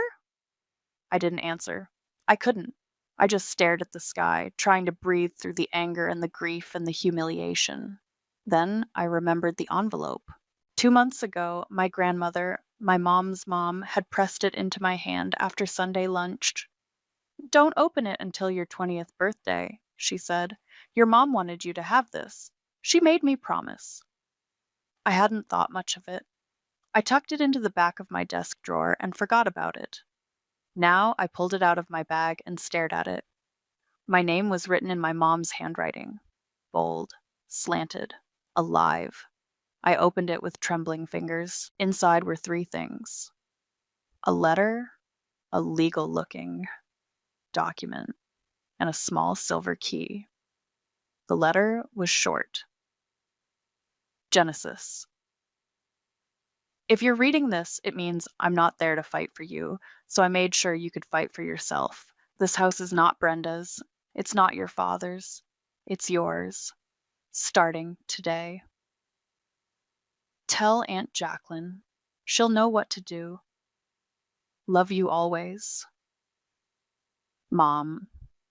I blinked, reading the words over and over. The document was a trust agreement. It named me as the sole owner of the house effective on my 20th birthday, which was today. I sat there for a long time, the paper fluttering in my hands, heart racing. Brenda thought she won. She didn't know what was coming. I called Aunt Jacqueline from the park. She picked up on the second ring. Genesis? Her voice was sharp, alert. I opened the envelope, I said, trying to keep my voice steady. She left me the house. There was a pause, then a breath. Good, I was wondering when you'd remember it. She threw me out, I said. Brenda, on my birthday. My stuff's in the yard. Another pause. You have the papers? Right here. Listen to me carefully, she said. You walk back in there. You don't yell. You don't cry. You show her the documents and you tell her she has 30 days to vacate. No more, no less. I don't know if I can. You can. Your mother made sure of it. Now go and call me when it's done. I hung up and stared at the trust papers again. My name, clear as day. The ownership transfer date, today. I didn't understand half the legal jargon, but the bold line at the bottom was impossible to miss. Beneficiary, Genesis. I stood up, wiped my face, and walked back toward the house. When I got there, my stuff was still on the lawn. Brenda was gone from the porch, but the front door was wide open. I stepped over my jeans and textbooks and walked inside like I'd never left. The living room smelled like her perfume, too sweet, like rotting fruit. Ava was on the couch, scrolling through her phone, legs draped over the armrest like she owned the place. She looked up. Didn't take you long to crawl back. I ignored her and kept walking. Brenda was in the kitchen, pouring herself another glass of wine. She turned when she heard me. Well, look who... I dropped the papers on the counter in front of her. She blinked. What's this? Proof, I said. This house isn't yours, it's mine. My mom set up a trust. It transferred to me today on my 20th birthday. She laughed. You're joking. Read it. She picked up the papers, eyes scanning the page. Her smile twitched, then vanished. What is this crap? She snapped. This isn't legal. It is, I said calmly. My aunt's the trustee. You have 30 days to leave. Joseph walked in from the garage, wiping his hands with a rag. He looked between us. What's going on? Brenda shoved the papers at him. Your daughter thinks she owns the house. He stared at the document. His face went pale. Joe, Brenda said, voice rising. Say something. He didn't. He just kept reading. I stepped closer. Did you know? Did you sign this? He looked at me, eyes hollow. I thought it was part of the will. Something your mom wanted in case... In case what? I asked. In case you remarried a woman who threw your daughter out on her birthday? Genesis, please. No. You stood there and let her humiliate me. You let her erase Mom from this house, and you said nothing. Brenda slammed her glass down. This is ridiculous. We've lived here for 2 years. You can't just kick us out. I can, I said. And I will. Ava stormed in. Are you serious right now? You think you can just waltz in and act like you run this place? I don't think, I said. I know. Brenda snatched the papers back. This isn't over. I'm calling a lawyer. Do that, I said. You've got 30 days. She glared at me, eyes full of venom. You think you're so clever, but this isn't what your mother would have wanted. I stepped closer, voice low. You don't get to speak for her. Joseph looked like he wanted to disappear. Can we just talk about this? Maybe? No, I said. You had your chance. I turned and walked out of the kitchen, heart pounding. Ava muttered something under her breath, but I didn't care. I went upstairs to my old room. My room, and shut the door behind me. It was still painted the soft blue my mom and I picked out when I was 15, but the posters were gone. The bookshelf was empty. The bed was stripped. I sat on the bare mattress and pulled out my phone. I texted Aunt Jacqueline. I told them, 30 days. They're pissed. She replied instantly, Good, I'll be there in the morning. We'll go over everything. I leaned back against the wall, still shaking. But it wasn't fear anymore. It was adrenaline. They thought they could push me out, erase me, take everything my mother built. But they didn't know who they were dealing with. This wasn't their house. It was mine. And I was just getting started. Brenda was already on the phone when I came downstairs the next morning. Her voice was sharp, fake sweet in that way people get when they're talking to someone they want to impress. Yes, I understand, but this is a very sudden situation. No, of course I didn't know about the trust. She turned her back when she saw me, hunching her shoulders like I couldn't still hear every word. I walked past her into the kitchen and started making coffee. The silence between us was thick, except for her voice trying to twist the story to whatever lawyer she had on the line. Ava stormed in next, wearing one of my old hoodies, my hoodie, with a scowl on her face. "This is insane," she said. "You can't just evict us." I didn't look at her. "I gave you 30 days. That's more than fair." She scoffed. "You're such a bitch." I poured my coffee and turned to face her. "And you're still in my house." Ava's mouth opened, but she didn't have a comeback. She stormed out, muttering under her breath. Jacqueline showed up 15 minutes later, wearing sunglasses and carrying a manila folder under her arm. She didn't even knock, just walked in like she owned the place. "Morning," she said, nodding at me. "Where's the queen?" "In the living room. On the phone." Jacqueline smirked. "Perfect." She marched in, heels clicking against the hardwood. Brenda was mid-sentence when she spotted her. "Oh, I'll have to call you back," Brenda said quickly, hanging up. "What are you doing here?" "Making sure Genesis doesn't get steamrolled by your nonsense," Jacqueline said, setting the folder down on the coffee table. "Let's go over the facts." Joseph wandered in, looking like he hadn't slept. "Jacqueline, maybe we could all just sit down." "No need," she said. "This isn't a negotiation." She opened the folder and pulled out a copy of the trust document, along with a notarized letter from the estate attorney. "This house legally belongs to Genesis." Lydia made sure of it. "Joseph, you signed the paperwork 6 months before she passed. You may not have read it, but your signature's right here." She pointed to the line. Joseph leaned over, squinting. "I thought it was just a will," he mumbled. "She said it was about making sure Genesis was taken care of." "She was," Jacqueline said, "and now she's taking care of herself. Brenda, you have 30 days to vacate. After that, we file for legal eviction." Brenda's face twisted. "You can't do this. We have rights." "You don't," Jacqueline said, calm as ever. "You're not on the deed. You're not on the trust. You're not even a tenant. You're a guest. And your invitation has expired." Ava came back in, arms crossed. "What about us? We go to school here. We have lives." "You should have thought about that before treating Genesis like garbage," Jacqueline snapped. "Actions have consequences." Joseph sat down on the edge of the couch, hands in his lap. "I didn't know it would come to this." "You let it come to this," I said quietly. "You watched it happen." He looked up at me, eyes tired. "I didn't know how to stop it." "You could have tried," I said. "You didn't." Jacqueline handed me the folder. "Keep this safe. It has all the documents you need. If they try anything, call me." Brenda stood up, shaking. "You think you've won? This isn't over." Jacqueline smiled. "Oh, honey, it's just beginning." We left the living room and walked back into the kitchen. Jacqueline poured herself a cup of coffee like she'd done it 100 times. "You okay?" she asked. I nodded. "Yeah, just tired."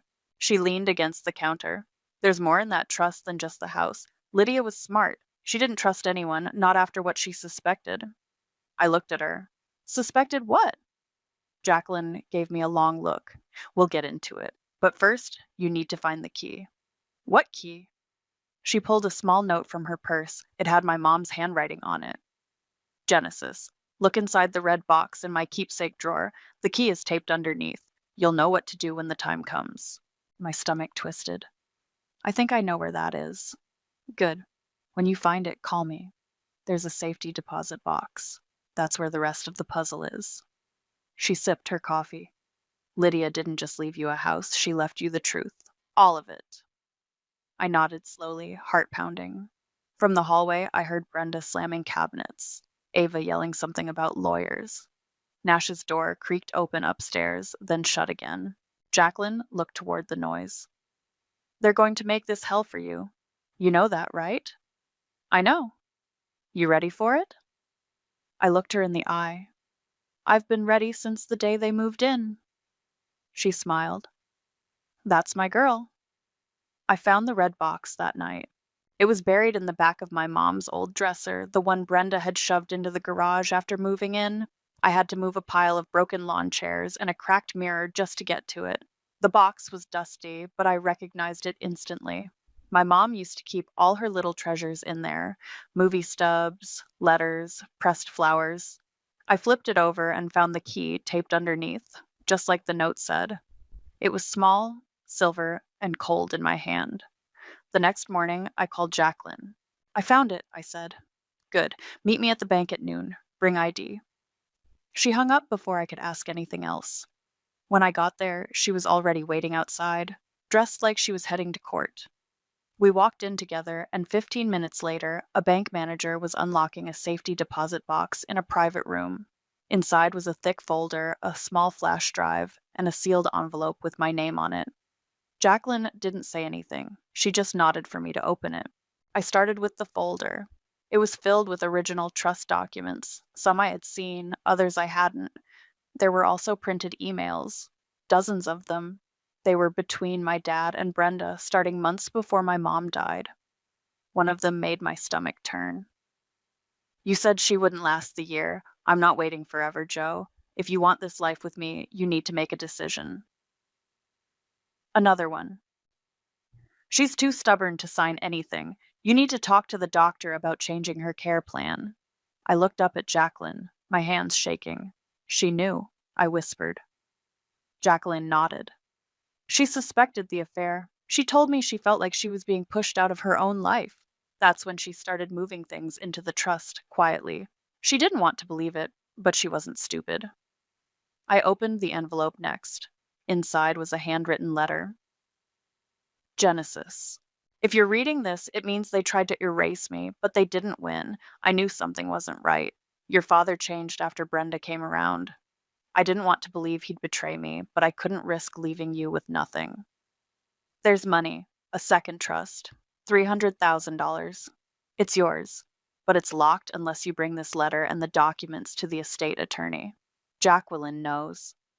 Take back what's yours. Don't let them shame you for surviving. Love you always. Mom.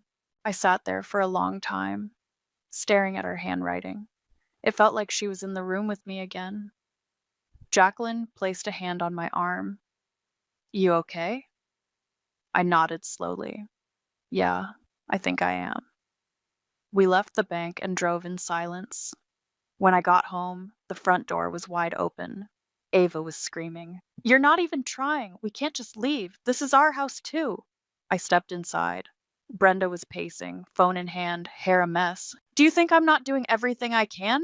she snapped. "I've called every lawyer in the county. No one wants to touch it once they see the documents." Ava turned and saw me. "This is your fault. I gave you 30 days, I said. You're wasting them." Brenda hung up and grabbed her wine glass.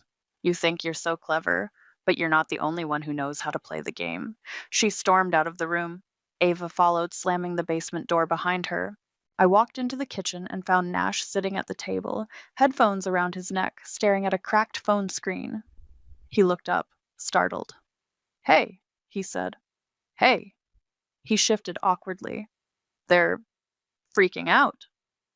I noticed. He hesitated. "I didn't know about the trust, or the house, I swear." "I believe you." He looked down. "They're saying you cheated, that you manipulated everything." I laughed dryly. "Yeah? How'd I do that? From the grave?" He cracked a small smile. "Just saying what I heard." There was a long pause. "I didn't mean to break that photo," he said suddenly. "The one of your mom, it just fell." I nodded. "Thanks for saying that." He stood up. "I'm not like them." "I know." He walked out without another word.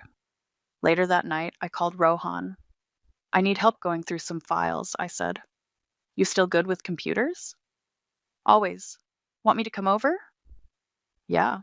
He showed up with 2 energy drinks and a laptop. We sat on the floor of my room, going through the flash drive from the deposit box. Most of it was financial records, bank statements, transfers, emails. Then we found it, a spreadsheet. Brenda had been transferring small amounts of money, $200 here, $500 there, from my dad's account into one with her name on it. It went back over a year. "She's been stealing from him," Rohan said. "Looks like it." We kept digging, found a few more emails, one where Brenda told someone she was prepping the house for resale once the girl's gone. I sat back, heart pounding. "She was planning to sell it," I said, "after kicking me out." Rohan looked at me. "You have everything you need now? You ready to burn it down?" I met his eyes. Yeah, I said. Let's do it. Brenda refused to leave. She didn't even pretend to pack. Instead, she doubled down, walking around like she still ran the place, leaving passive aggressive notes on the fridge and blasting music late at night. Ava started slamming doors and accidentally spilling drinks on my things. Nash kept to himself more, mostly hiding in his room with his headphones on. I started locking my bedroom door. One morning, I came downstairs and found the kitchen trashed. Plates in the sink, cereal spilled across the counter, milk dripping from the edge like someone had poured it out just to watch it fall. Ava stood there, arms crossed, chewing gum. Oops, she said. Guess you'll have to clean that up. I stared at her. Not my mess. She smirked. It's your house, isn't it? I didn't answer. I just turned and walked out. Later that day, I found the framed photo of my mom, one of the last we ever took together, shattered on the floor in the hallway. The glass was cracked, the frame bent. Nash came out of his room, saw it, and froze. I didn't mean to, he said quickly. I bumped it. I swear. I looked at him. He actually looked guilty. I believe you, I said, but maybe tell your sister to stop acting like a 5-year-old. He nodded, eyes low. She's just mad. She thinks you're ruining everything. I'm fixing what she never had a right to, I said. Big difference. That night, I sat in the garage with Rohan, going through more files. He had his laptop open, scrolling through emails we pulled from my dad's old account. Here, he said suddenly. Look at this one. It was an email chain between Brenda and my dad, dated 3 months before my mom died. Brenda. She's not getting better. You said we'd be together by Christmas. Dad. I'm doing what I can. She won't sign the papers. Brenda. Then talk to the doctor. You said you had influence. Use it. I stared at the screen, my skin crawling. She pushed him, I said, to change Mom's care.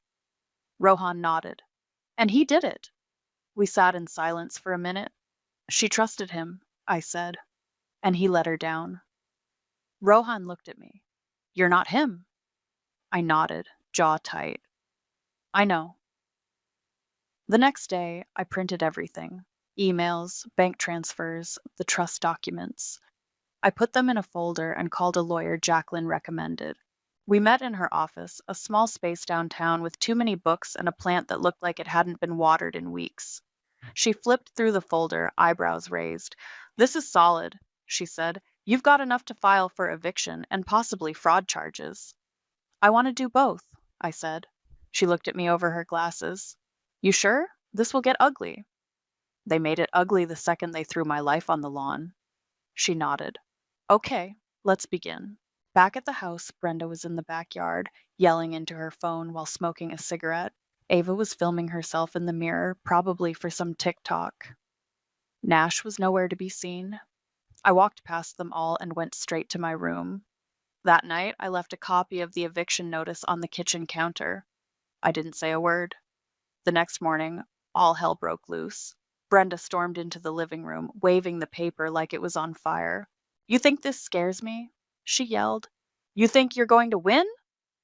Joseph was sitting in the recliner, staring at the floor. He didn't say a word. You're a spoiled brat, Brenda hissed at me. Your mother poisoned you against your own father. She was always manipulative. I stood up. Don't talk about her. She left you a house and turned you into a monster, she snapped. You're just like her. If I were like her, I said, you'd already be gone. Brenda's face twisted. You think you're better than us? I don't have to think it, I said. I just have to wait for the court date. She threw the notice across the room and stormed out. Joseph finally looked up. Genesis? I turned to him. Don't. I didn't know what I was doing, he said. I didn't think it would go this far. You didn't think at all, I said. You let her take over. You let her hurt me. You let Mom die thinking she was alone. He stood up, hands shaking. I was scared. I didn't know how to fix it. You don't get to fix it now, I said. You made your choice. He sat back down, eyes glassy. I walked out. Upstairs, I found Nash in the hallway. I heard everything, he said. Good. He looked at me. I'm sorry. I nodded. Me too. He hesitated. If I leave with them? Do I have to? I looked at him. That's up to you. He opened his mouth like he wanted to say more, then closed it and walked back into his room. I went back to mine, locked the door, and sat down at my desk. The house was quiet now, but the war wasn't over. It was just changing shape. 2 days before the court date, I stood outside the bank with Rohan, the silver key in my hand. You sure you're ready for this? He asked. I nodded. It's time. Inside, we were led to a private room where the safety deposit box waited. I unlocked it slowly, heart pounding. The box slid open with a metallic clunk. Inside was another folder, thicker than the first, and a small voice recorder with a sticky note. Play me when you're alone. I grabbed everything and we left without saying much. Back home, I locked my bedroom door and sat on the floor with Rohan. I pressed play. My mom's voice filled the room. Genesis. If you're hearing this, it means they tried to erase me. But they didn't win. I knew Brenda was dangerous the moment I saw how your father looked at her. I wanted to believe it was just grief, but it wasn't. Rohan glanced at me, but said nothing. I started recording things, conversations, emails. I couldn't prove much at first, but then he started talking about changing my care plan, about how tired he was, about how it might be better if I just let go. My hands tightened around the recorder. I was scared, not of dying, of leaving you with them. That's why I made the trust. That's why I gave Jacqueline the authority. I didn't want to believe he'd betray me, but I couldn't risk it. I'm sorry. I love you, and I know you'll be stronger than both of them. The recording clicked off. Rohan exhaled. Jesus. She knew, I whispered. She knew everything. We opened the folder next. Inside were more documents, bank statements, emails, and a notarized letter from Mom's doctor. It confirmed that her care plan had been altered without her full consent. She was right, I said. They pushed her into hospice early. Rohan pointed to the statements. And look at this. Brenda's been slowly draining your dad's savings. Over $20,000 in small transfers. She's been stealing from him the whole time. I stood up, grabbed my phone, and called Jacqueline. We found everything, I said. The recordings, the financials, the medical stuff. Brenda's done. Good, she said. Send it all to the lawyer. We'll file charges before a court. I hung up and turned to Rohan. Let's finish this. The next morning, I walked into the kitchen and found Brenda sitting at the table, wineglass in hand, even though it was barely 9 a.m. She looked up at me, eyes bloodshot. You think you've won? I don't think, I said. I know. She laughed bitterly. You don't understand what it's like to lose everything. You mean like having your mom die and your dad replace her with a woman who threw out her pictures? She slammed the glass down. I gave this house a second chance. I made it livable again. You made it toxic. She stood, trembling. You're just a spoiled little girl playing grown-up. I'm a homeowner with a lawyer, I said. And you're leaving in 2 days. Her mouth opened, but no words came out. She stormed out of the kitchen, slamming the door behind her. That night, Joseph knocked on my door. I opened it halfway, arms crossed. I heard about the charges, he said quietly. Then you know what's coming. He looked older than I'd ever seen him. I didn't know she was stealing from me. You knew she was hurting me. He looked down.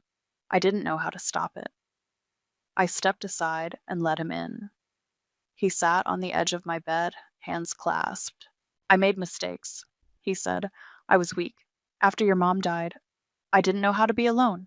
So you let her replace everything, even me. He looked up, eyes wet. I didn't mean to. But you did it anyway. He nodded. I'm sorry. I sat across from him. You don't get to fix this with an apology.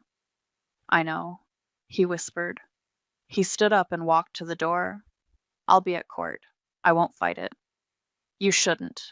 He paused. I loved your mother. I just didn't know how to love her right.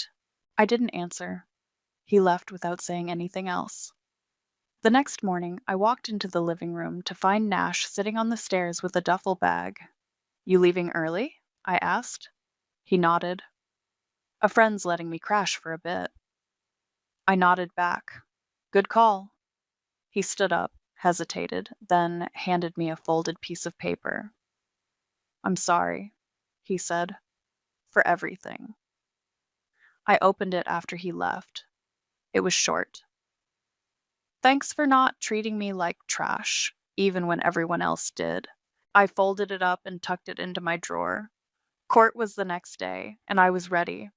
Court felt colder than it should have, not the temperature, just the air. Stiff, tense, like everyone in the room was holding their breath. I sat next to my lawyer at the front, my folder of documents clutched in my lap. Jacqueline was behind me, arms crossed, eyes sharp. Rohan had offered to come, but I told him no. This part I needed to do by myself. Brenda walked in 10 minutes late, wearing a tight black dress and oversized sunglasses like she was auditioning for a soap opera. Ava trailed behind her, chewing gum and glaring at me like I'd kicked her puppy.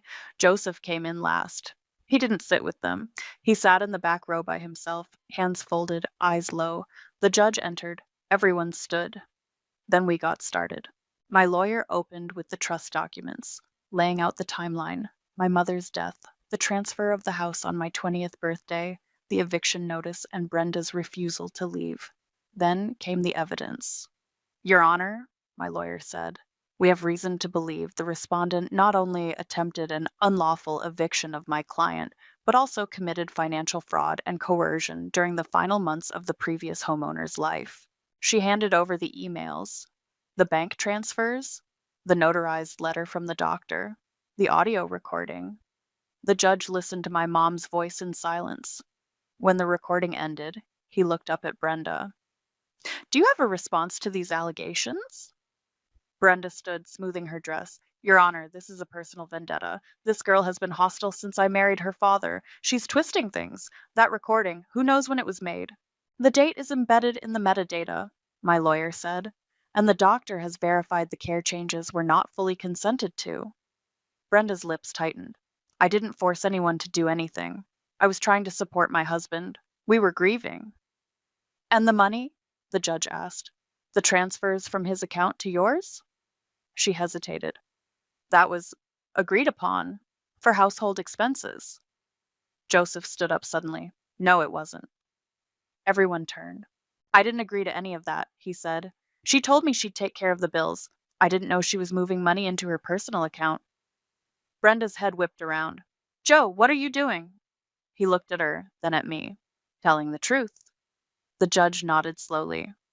Thank you for clarifying. Ava started whispering loudly, and the judge shot her a glare. Miss, if you can't remain quiet, I'll ask you to leave. She slumped back in her seat. My lawyer continued. Your Honor, my client has made every reasonable effort to resolve this peacefully. She gave the respondents 30 days to vacate. They refused. She has legal ownership of the property and is now seeking formal removal.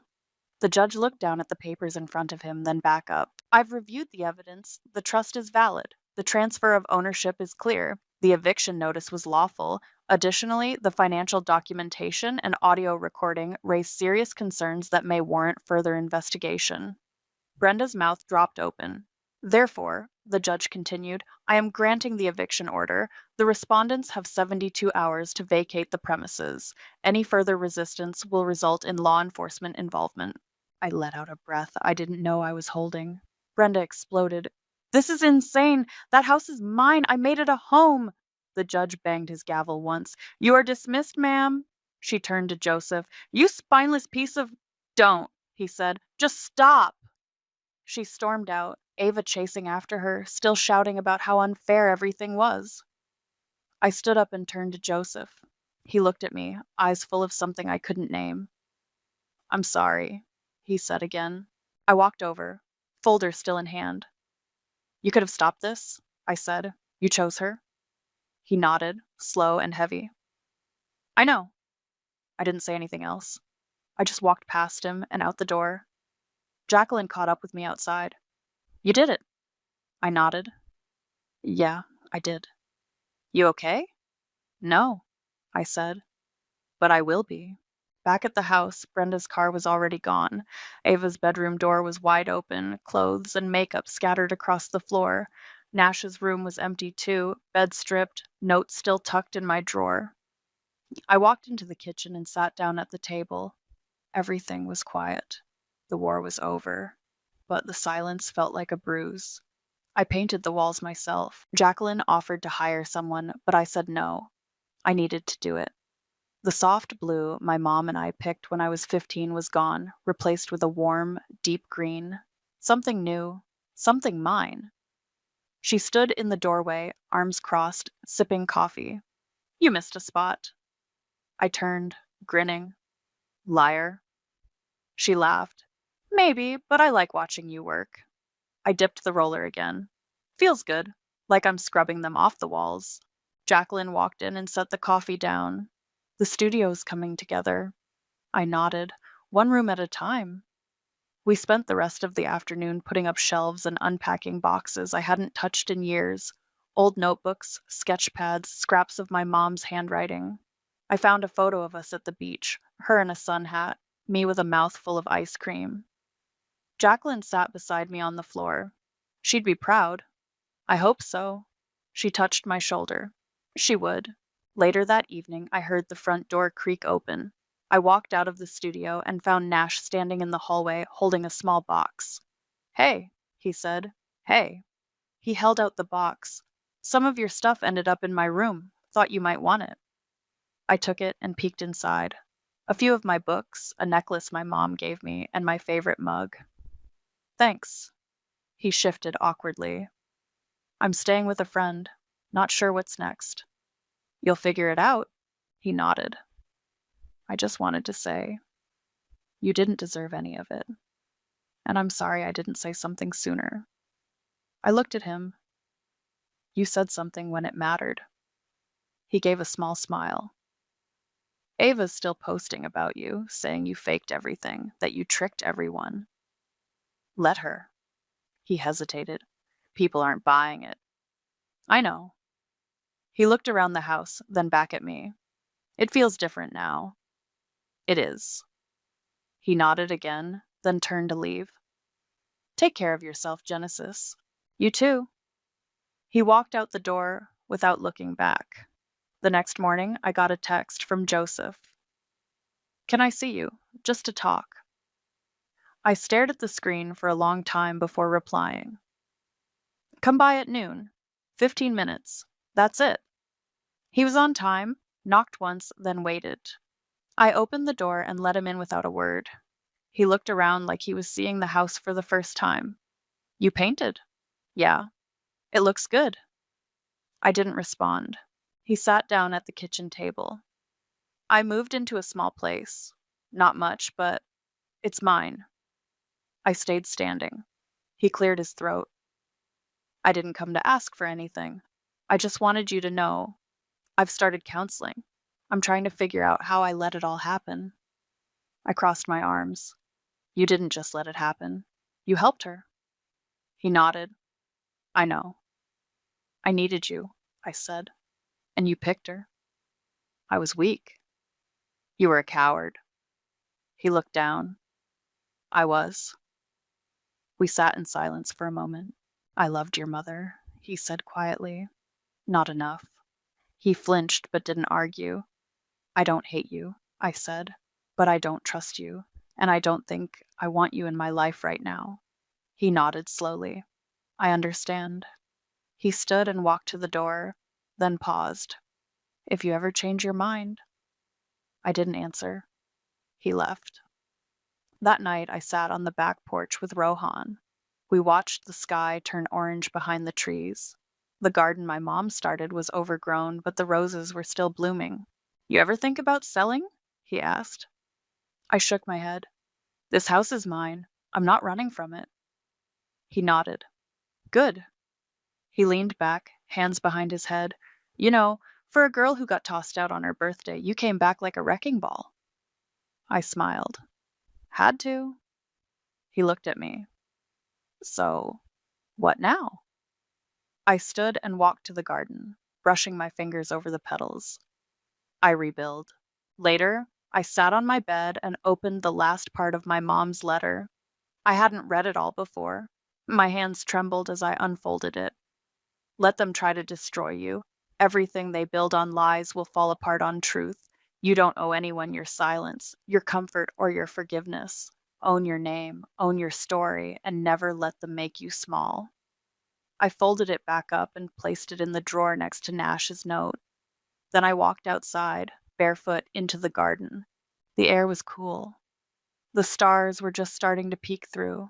I knelt beside the roses, pulled a few weeds, and whispered, "Mom didn't leave me a house."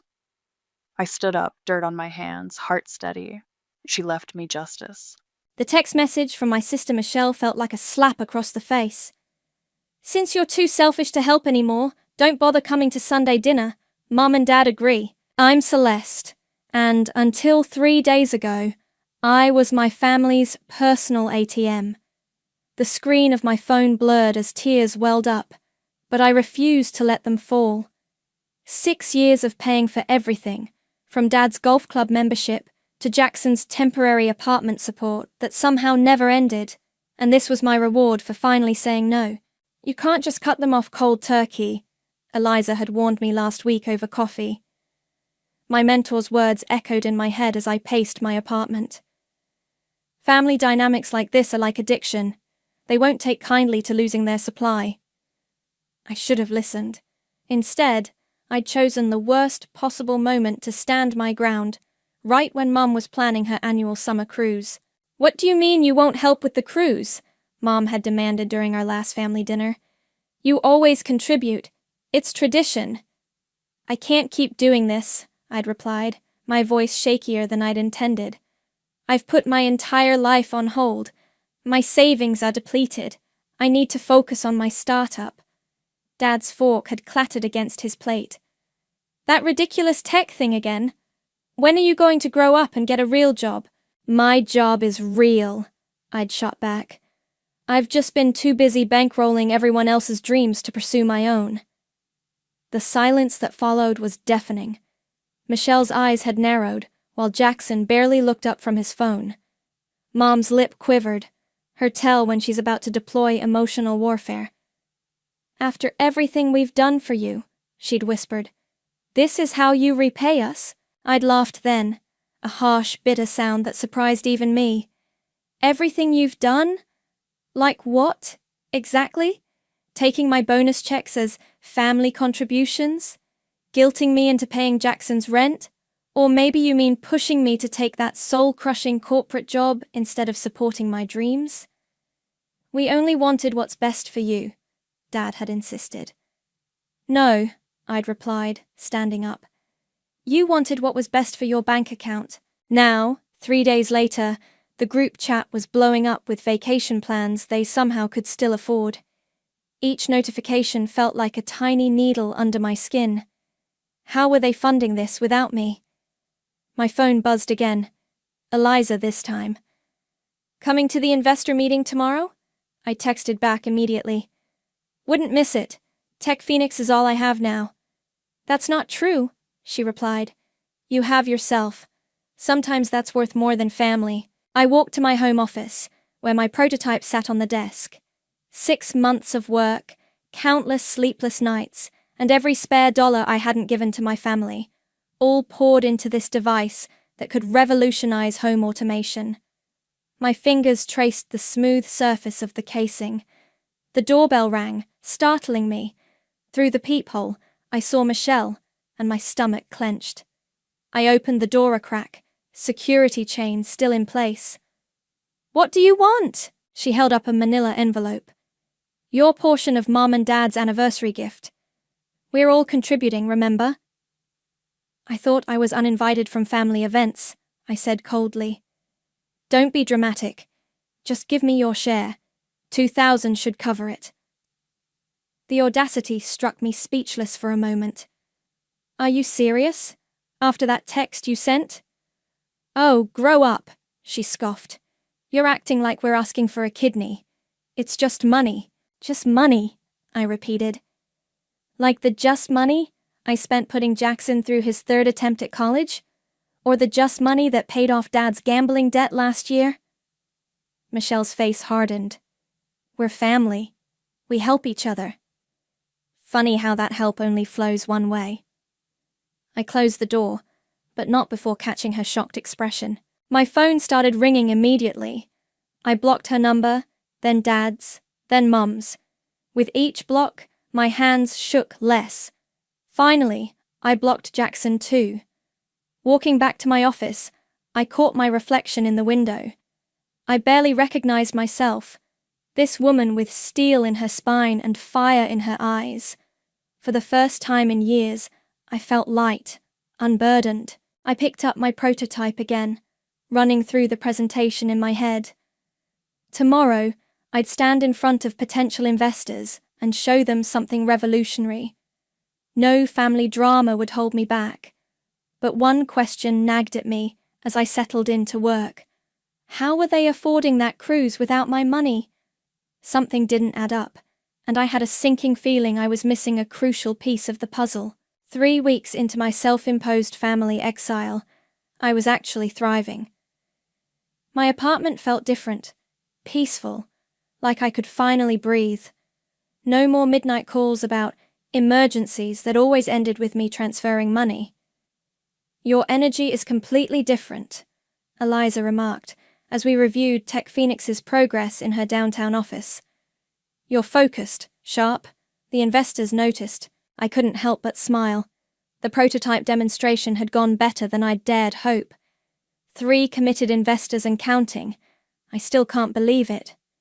Believe it, she said, sliding a contract across her desk. And speaking of believers, Cyrus Hill wants to meet you. My heart skipped. Cyrus Hill? The Smart Home Solutions CEO? The very same. He saw your presentation video. Says he has a proposition for you. I leaned back, suspicious. My device would basically make his current product line obsolete. Why would he want to meet? Find out, Eliza winked. Dinner tomorrow at Laurent's. I'll send you the details.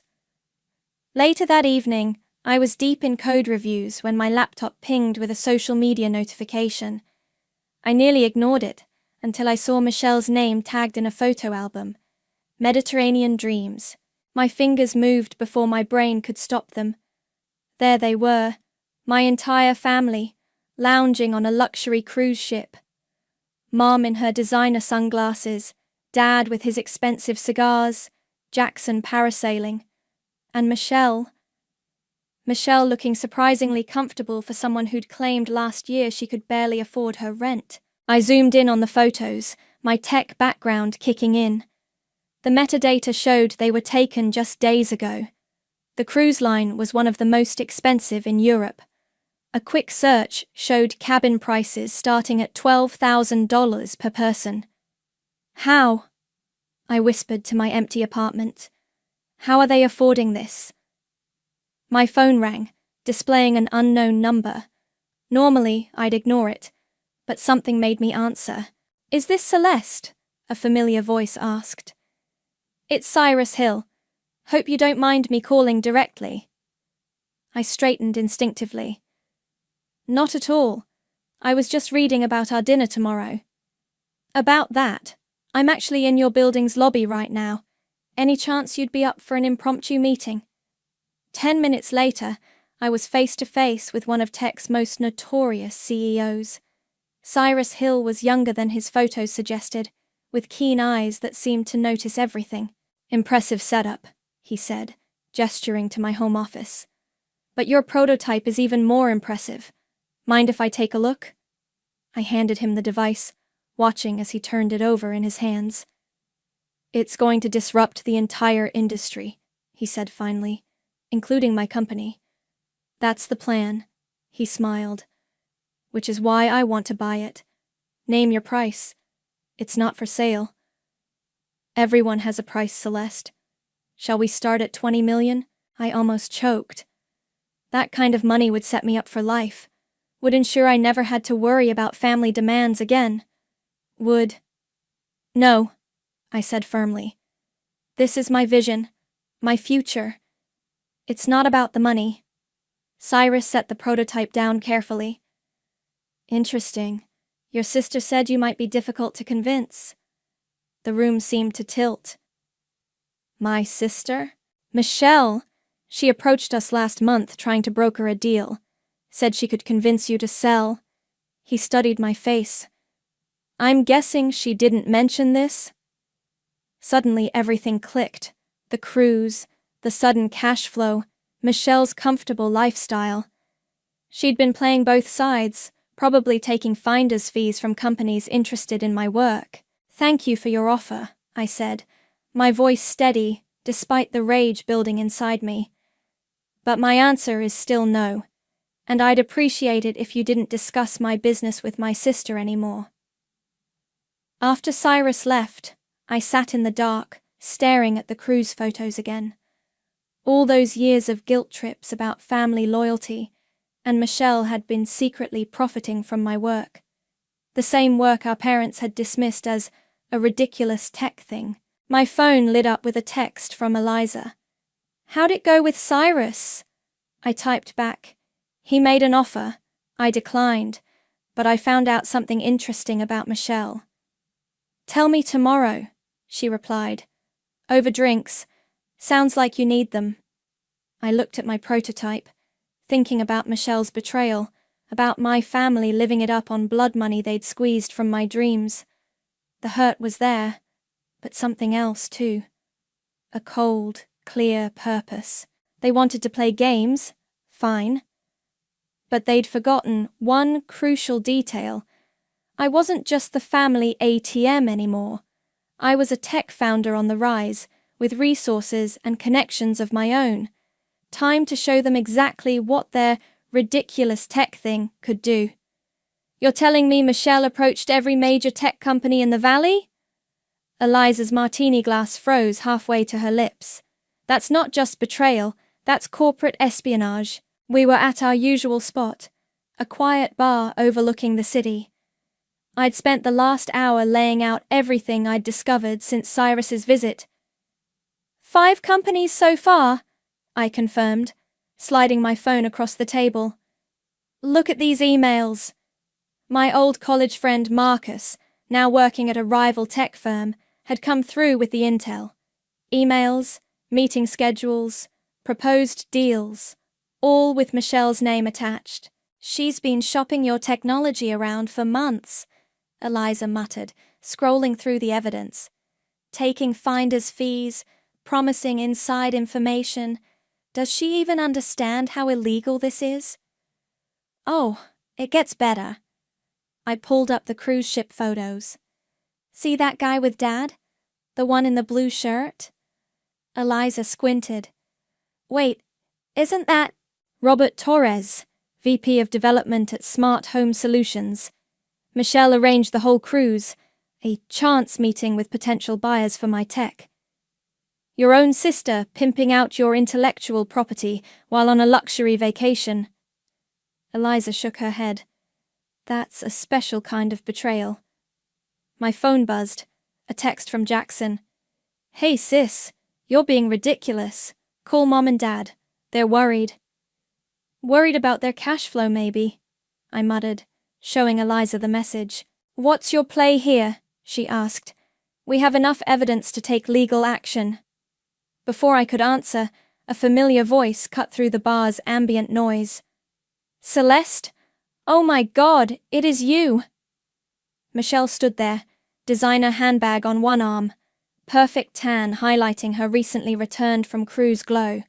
The absolute audacity of her showing up here, acting normal, made my blood boil. Funny running into you here, she said, sliding uninvited into our booth. I've been trying to reach you for weeks. You'll never believe the opportunities I've found for your little project. Eliza's eyebrows shot up at little project, but I held up a hand to stop her intervention. Really? I kept my voice neutral. Like the opportunity you discussed with Cyrus Hill. Michelle's smile flickered for just a second. Oh, you met with him? I was going to tell you about that. I've been networking, trying to help you out. Help me out? I pulled up the emails on my phone. By shopping my intellectual property to every tech company in Silicon Valley? By arranging secret meetings with executives on family cruises? The color drained from her face. How did you... No. Unlike you, I actually understand the tech industry. Did you think I wouldn't find out? I was doing you a favor, she hissed, dropping the friendly act. Do you know how much money you're leaving on the table with your stupid pride? 20 million from Cyrus alone. Money that you'd get a percentage of, right? I leaned forward. Just like the finder's fees you've been collecting? We're family, she spat. Everything I did was for the family. No, I stood up, my voice carrying enough that nearby tables turned to look. Everything you did was for yourself. You used me for years, took my money, dismissed my work. Then when you realized my little project might be worth something, you tried to sell it behind my back.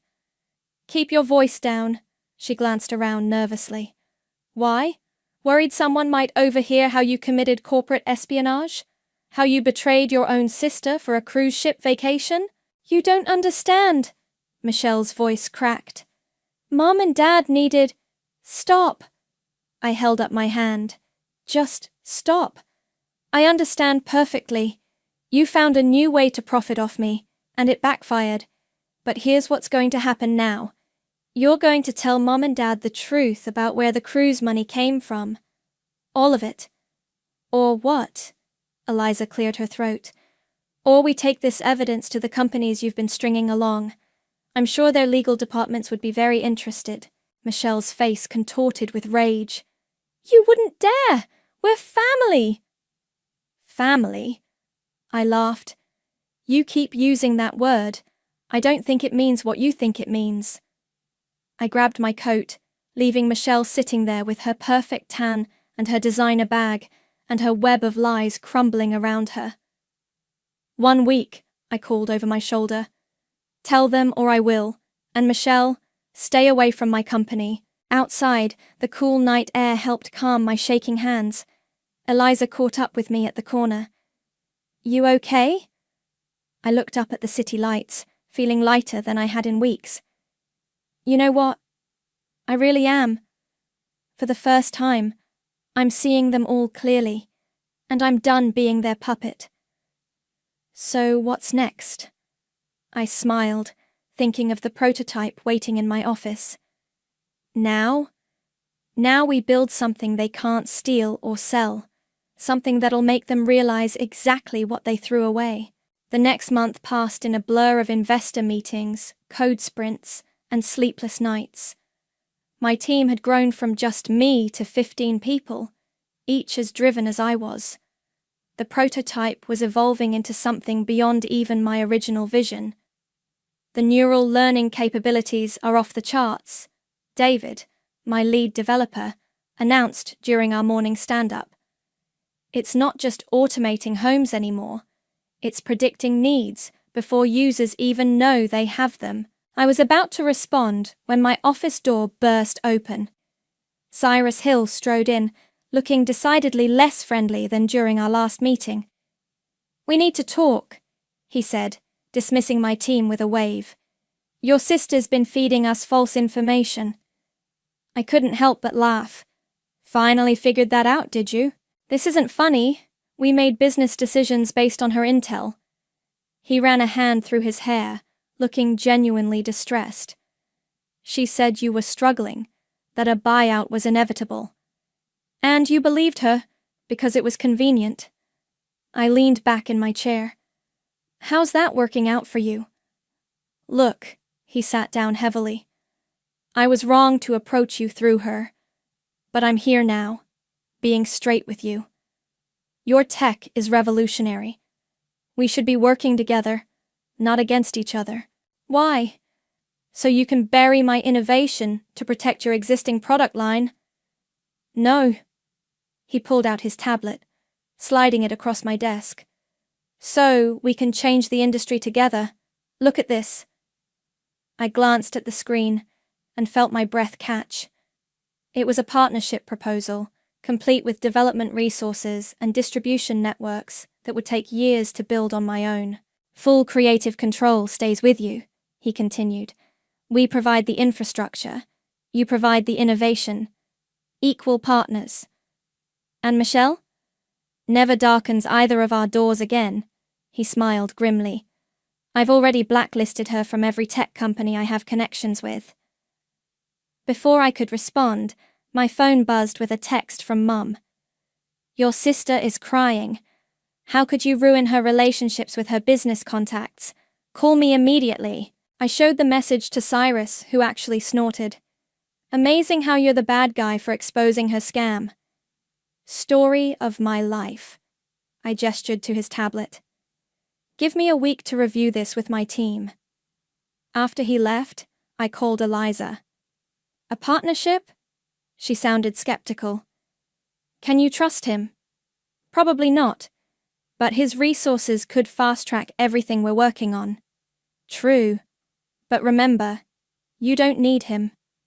The latest investor reports just came in. You're already exceeding all projections. She was right. Tech Phoenix was growing faster than anyone had anticipated. 3 major retailers were fighting for exclusive distribution rights. Our waitlist for beta testing had crashed the servers twice. My desk phone lit up. The front desk. Ms. Gonzalez, your father is here. My heart stuttered. Send him up. Dad looked older than I remembered, more worn. He stood awkwardly in my office doorway, taking in the space with wide eyes. This is impressive, he said finally. Very different from that garage setup you had. Things change. I didn't offer him a seat. What do you want? Your mother's worried. Michelle's devastated. Whatever business disagreement you're having. Business disagreement? I pulled up the emails on my monitor, turning it toward him. She tried to sell my company's intellectual property without my knowledge. She took money from tech companies, promising them inside information. That's not a disagreement. It's fraud. He squinted at the screen, face reddening as he read. There must be some mistake. The only mistake was thinking she could get away with it, or that you'd actually take my side for once. Don't be dramatic. We're just trying to help you succeed. No! I stood up, anger finally boiling over. You're trying to profit from my success while doing everything possible to prevent it. Where was this concern when I was working 80-hour weeks to fund your lifestyle? When was the last time you actually asked about my work, instead of dismissing it? I don't... Exactly. You don't know, because you never cared as long as the money kept flowing. I walked to the door, holding it open. Tell Mom I'm fine. Tell Michelle her tech career is over. And Dad, don't come to my office again. After he left, I stood at my window, watching him disappear into the street below. My phone buzzed with another text from Mum, but I ignored it. Instead, I pulled up Cyrus's proposal again. Maybe it was time to show my family exactly what they'd underestimated. Not just a successful startup, but an industry-changing partnership that would make their cruise ship luxuries look like pocket change. Let them see what their ridiculous tech thing could become when they weren't holding me back. The invitation arrived on expensive cream-colored paper, my mother's flowing handwriting instantly recognizable. Annual family reunion. Because family always comes first. The nerve, Eliza said, examining the invitation in my office 2 days before the event. After everything they've done, they're playing the family card? I picked up the handwritten note that had accompanied the invitation. Listen to this. Darling, we've all made mistakes. It's time to put this unfortunate business behind us. The family needs to present a united front, especially now that your little company is getting attention. Little company? Eliza scoffed. You just signed a multi-million-dollar partnership with Cyrus Hill. Tech Phoenix is the talk of Silicon Valley. Which is exactly why they want me there. I tossed the note aside. They've realized they cut off their golden goose too soon. My phone buzzed, speaking of Cyrus. The press release goes live tomorrow morning, he said when I answered. Ready to shake up the industry? More than ready. Though my family's timing is interesting. Ah, yes, the reunion invitation Michelle mentioned. I sat up straighter. You're still in contact with her? She keeps trying. Sent me a long email about how attending this reunion could open new doors for our partnership. He chuckled. She doesn't know about tomorrow's announcement, does she? No one in my family does. I glanced at the invitation again. They're in for a surprise. After hanging up, I pulled up the latest company valuation on my laptop. The numbers still seemed surreal. We'd grown exponentially since partnering with Cyrus. Our technology was being called revolutionary, a game changer in home automation. You should go, Eliza said suddenly. What? To the reunion. Show them exactly what they threw away. She grinned wickedly. Besides, I'd pay good money to see their faces when the announcement hits the news. My brother Jackson's latest Instagram post popped up on my feed. Him posing with his new sports car. The caption read, "Family success is shared success." You know what? I closed my laptop. You're right. It's time they saw the real cost of their actions. The next morning, I stood in front of my closet, deliberating. The press release would go live at 9 a.m., right in the middle of the reunion brunch. My phone was already buzzing with preview notifications from tech blogs. Tech Phoenix and Smart Home Solutions announce revolutionary partnership. I chose a simple black dress that probably cost more than Mom's monthly shopping budget. Professional, powerful, perfect. The drive to my parents' house felt surreal. Same tree-lined street, same manicured lawns, but everything looked smaller somehow, less intimidating. Michelle's car was already in the driveway, along with several others I didn't recognize. Through the window, I could see people milling around, drinking mimosas and pretending everything was fine. Well, well, a voice called as I walked up the path. Look who decided to grace us with her presence. Jackson stood on the porch, new Rolex glinting in the sun. Nice dress. Things must be going well at your startup. You could say that. I smiled, checking my watch. 15 minutes until the announcement. Inside, the atmosphere shifted as I entered. Conversations stuttered. Eyes darted away. Mom broke away from her gossip circle, arms outstretched. Darling, we weren't sure you'd come. Wouldn't miss it, I said, accepting her air kiss. Especially today. Michelle hovered nearby, looking uncertain. Celeste, can we talk? About the business situation? Actually, I raised my voice slightly. Let's talk about business. Isn't that what this reunion is really about? The room went quiet. Dad appeared from his study, frowning. What do you mean? Mom asked, her smile faltering. Come on. I gestured around the room. The sudden invitation? The timing? You all finally realize my little company isn't so little anymore. Now, sweetheart, Dad started. My phone buzzed. 9 a.m., right on schedule.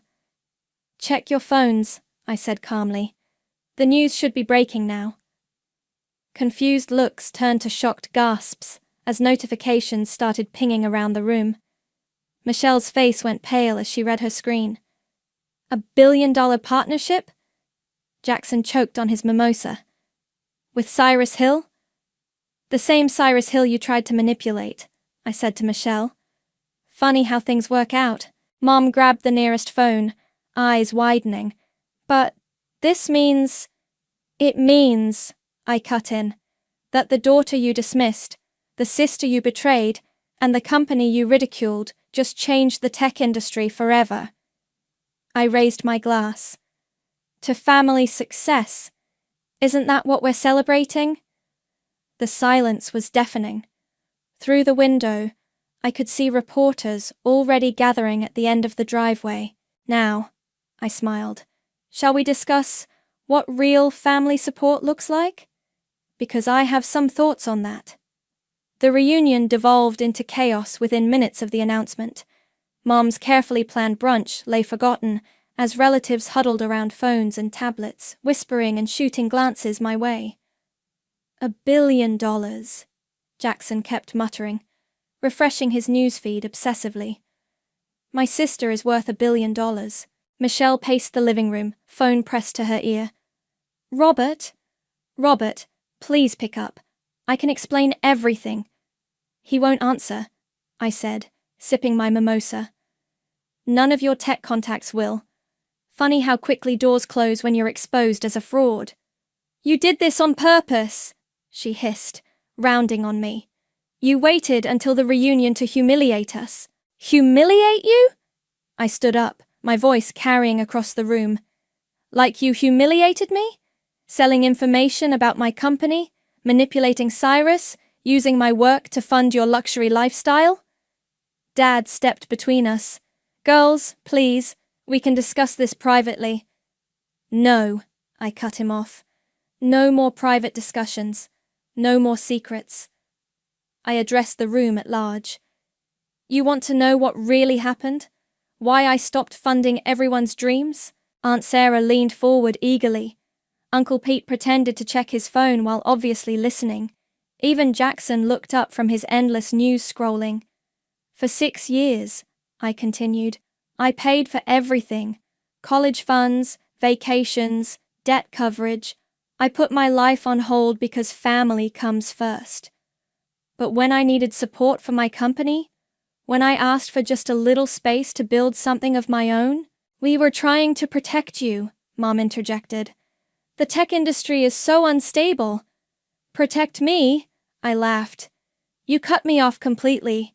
Uninvited me from family events. Let Michelle shop my intellectual property around like it was hers to sell.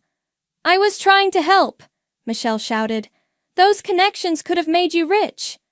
I made myself rich, I shot back. Without selling out, without betraying anyone's trust. And now you all want back in? The doorbell rang. Reporters, no doubt. Dad hurried to close the curtains. What do you want from us? He asked quietly. Money? Public apologies? I want you to understand what you threw away. I pulled up the company profile on my phone, projecting it onto the living room TV. This is Tech Phoenix. Not just home automation anymore. We're revolutionizing how people live.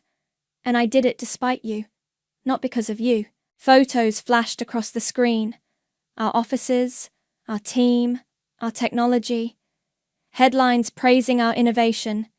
Market projections that made Jackson's sports car look like pocket change. The daughter you dismissed as unrealistic. She just changed the industry. The sister you tried to manipulate? She's now your competitor's partner. The family ATM you took for granted? She doesn't need your approval anymore. Mom sank into her favorite armchair, looking shell-shocked. But we're family. Family supports each other, I said softly. Family celebrates success instead of trying to profit from it. Family doesn't treat love like a transaction. More reporters arrived outside. Michelle's phone kept buzzing with messages she was too afraid to read. Jackson stared at his Rolex like it suddenly felt cheap. Miss Gonzalez, a voice called from the doorway. My assistant Julia stood there, tablet in hand. Sorry to interrupt, but Cyrus needs you for the virtual press conference in 20 minutes. Thank you, Julia. I gathered my things, feeling lighter than I had in years. Mom, Dad, thank you for the invitation. It's been illuminating. You're leaving? Mom's voice cracked. But we haven't even had brunch. I have a company to run. I paused at the door. Oh, and Michelle? Those tech contacts you're trying to reach? Don't bother. They've all signed non-disclosure agreements with Tech Phoenix now. The color drained from her face as the implications sank in. Outside, reporters surged forward, but Julia had already cleared a path to my car. Through the window, I could see my family watching. Mom crying, Dad looking lost, Michelle frozen in place, Jackson still staring at his watch. My phone buzzed with a text from Eliza. How'd it go? Exactly as expected, I replied. They finally saw me. And? I looked back at the house one last time, remembering all the Sunday dinners, all the guilt trips, all the manipulations. Then I thought about my team waiting at the office, about the partnership with Cyrus, about the future we were building. And I finally saw them too, I texted back. Clearly, for the first time, as my driver pulled away, reporters jogging alongside the car, I felt no satisfaction in their shock or pain. Just relief. Relief that I'd finally broken free. Relief that I'd shown them exactly what they'd lost. The family ATM was closed. The real Celeste was just getting started. The weeks following the reunion were a whirlwind of press conferences, product launches, and damage control. My family's attempts to contact me grew increasingly desperate as the reality of their situation sank in. Your mother's called 6 times today, Julia reported, handing me my morning coffee. And Michelle sent another email about clearing up misunderstandings. Delete it, I said, focusing on the presentation slides for our international launch. Any word from Jackson? Actually, yes. Julia hesitated. He's downstairs. Says he won't leave until you see him. I sighed, checking the time. 5 minutes. That's all he gets. Jackson looked different when security escorted him in, humbler, somehow. The designer clothes and flashy watch were gone, replaced by a simple button-down and jeans. Nice office, he said, hovering by the door. Very executive. What do you want, Jackson? He shifted uncomfortably. I lost my job. The car, too. Turns out my lifestyle wasn't as sustainable as I thought without... He trailed off. Without my money, I finished. That's why you're here? Another bailout? No! He ran a hand through his hair. Well, maybe. But not just that. I've been thinking about what you said at the reunion, about support and family, and I want to work for you. I actually laughed out loud. You want to work for my ridiculous tech thing? I know I don't deserve it. I know I was awful. But I'm good with people, Celeste. I could help with sales, marketing, anything. Just give me a chance to prove I can earn my own way. Before I could respond, my office door burst open. Michelle stormed in, followed by flustered security guards. I'm sorry, Ms. Gonzalez, one guard panted. She just ran past us. How dare you blacklist me from the entire industry? Michelle's face was red with fury. I built those relationships. By selling information that wasn't yours to sell, I replied calmly. Those relationships were built on fraud. It was business. I saw an opportunity and I took it. The opportunity to betray your sister? Jackson interrupted. To sell her out for finder's fees? Michelle whirled on him. Oh, look who's taking the moral high ground. Mister, I need another loan for my startup while blowing money at clubs. At least I'm trying to change, Jackson shot back. You're still trying to justify what you did. Enough. I stood up. Security, please remove my sister. And Jackson. I paused, studying his face. Come back tomorrow. Entry-level position, minimum wage, no special treatment. You want to prove yourself? Start at the bottom. Michelle fought the guards as they let her out. You can't do this. We're family. No, I called after her. Family doesn't exploit each other. Family doesn't sell each other out. You taught me that. After they left, I sat heavily in my chair. Julia appeared with fresh coffee and an understanding smile.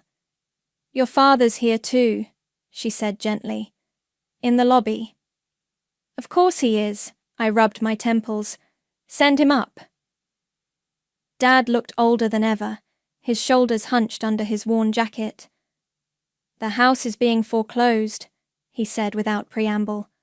Your mother's devastated. And you came to me because I was wrong. His voice cracked. About everything. Your company, your dreams, how we treated you. I watched that press conference yesterday, saw how you handled those investors, how you explained the technology. You're incredible, Celeste. And it only took losing everything for you to see that. I deserve that. He nodded. We all do. But your mother and we're not asking for money this time. Just, can we start over? Try to be a real family? My phone buzzed. Cyrus, probably about the Tokyo launch. On my screens, market tickers showed Tech Phoenix stock soaring. Outside my window, the city sprawled vast and full of possibility. You know what real family looks like, Dad? Jackson came here asking for a job, entry level, minimum wage. He's willing to work his way up. That's a start. And your mother and I thought about all the Sunday dinners, all the guilt trips, all the dismissive comments about my dreams. Then I thought about second chances, about growth, about the possibility of something better. There's a customer service position open, I said finally. Mom's good with people, and our maintenance team needs experienced hands. Think you can handle actual work, Dad? His eyes welled up. You'd give us a chance? After everything? Not a chance at my money, I clarified. A chance to be part of something real, to build actual relationships, not transactions. That's what family should be. He nodded, understanding finally dawning in his eyes. When can we start? Tomorrow, I said, turning back to my work. Don't be late. The autumn breeze carried the scent of coffee and fresh pastries through the open doors of Tech Phoenix's rooftop garden. Dad wiped down tables with practiced efficiency, while Mom arranged flowers for the morning's executive meeting. Morning, Miss Gonzalez, Dad said formally, then caught himself and smiled. Morning, Celeste. 6 months of honest work had changed them both.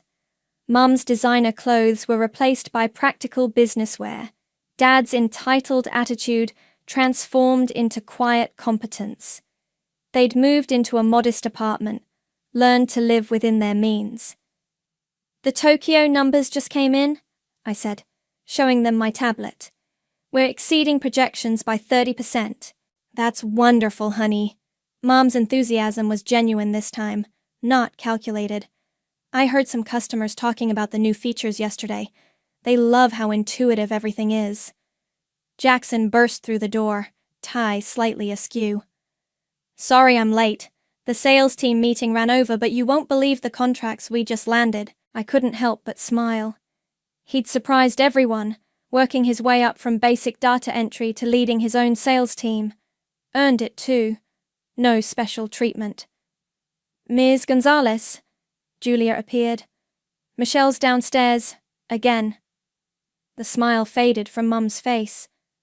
Michelle had spent months alternating between threats and pleading, unable to accept her new reality. Send her up, I said. It's time to end this. Michelle looked expensive but tired, her perfect appearance showing cracks around the edges.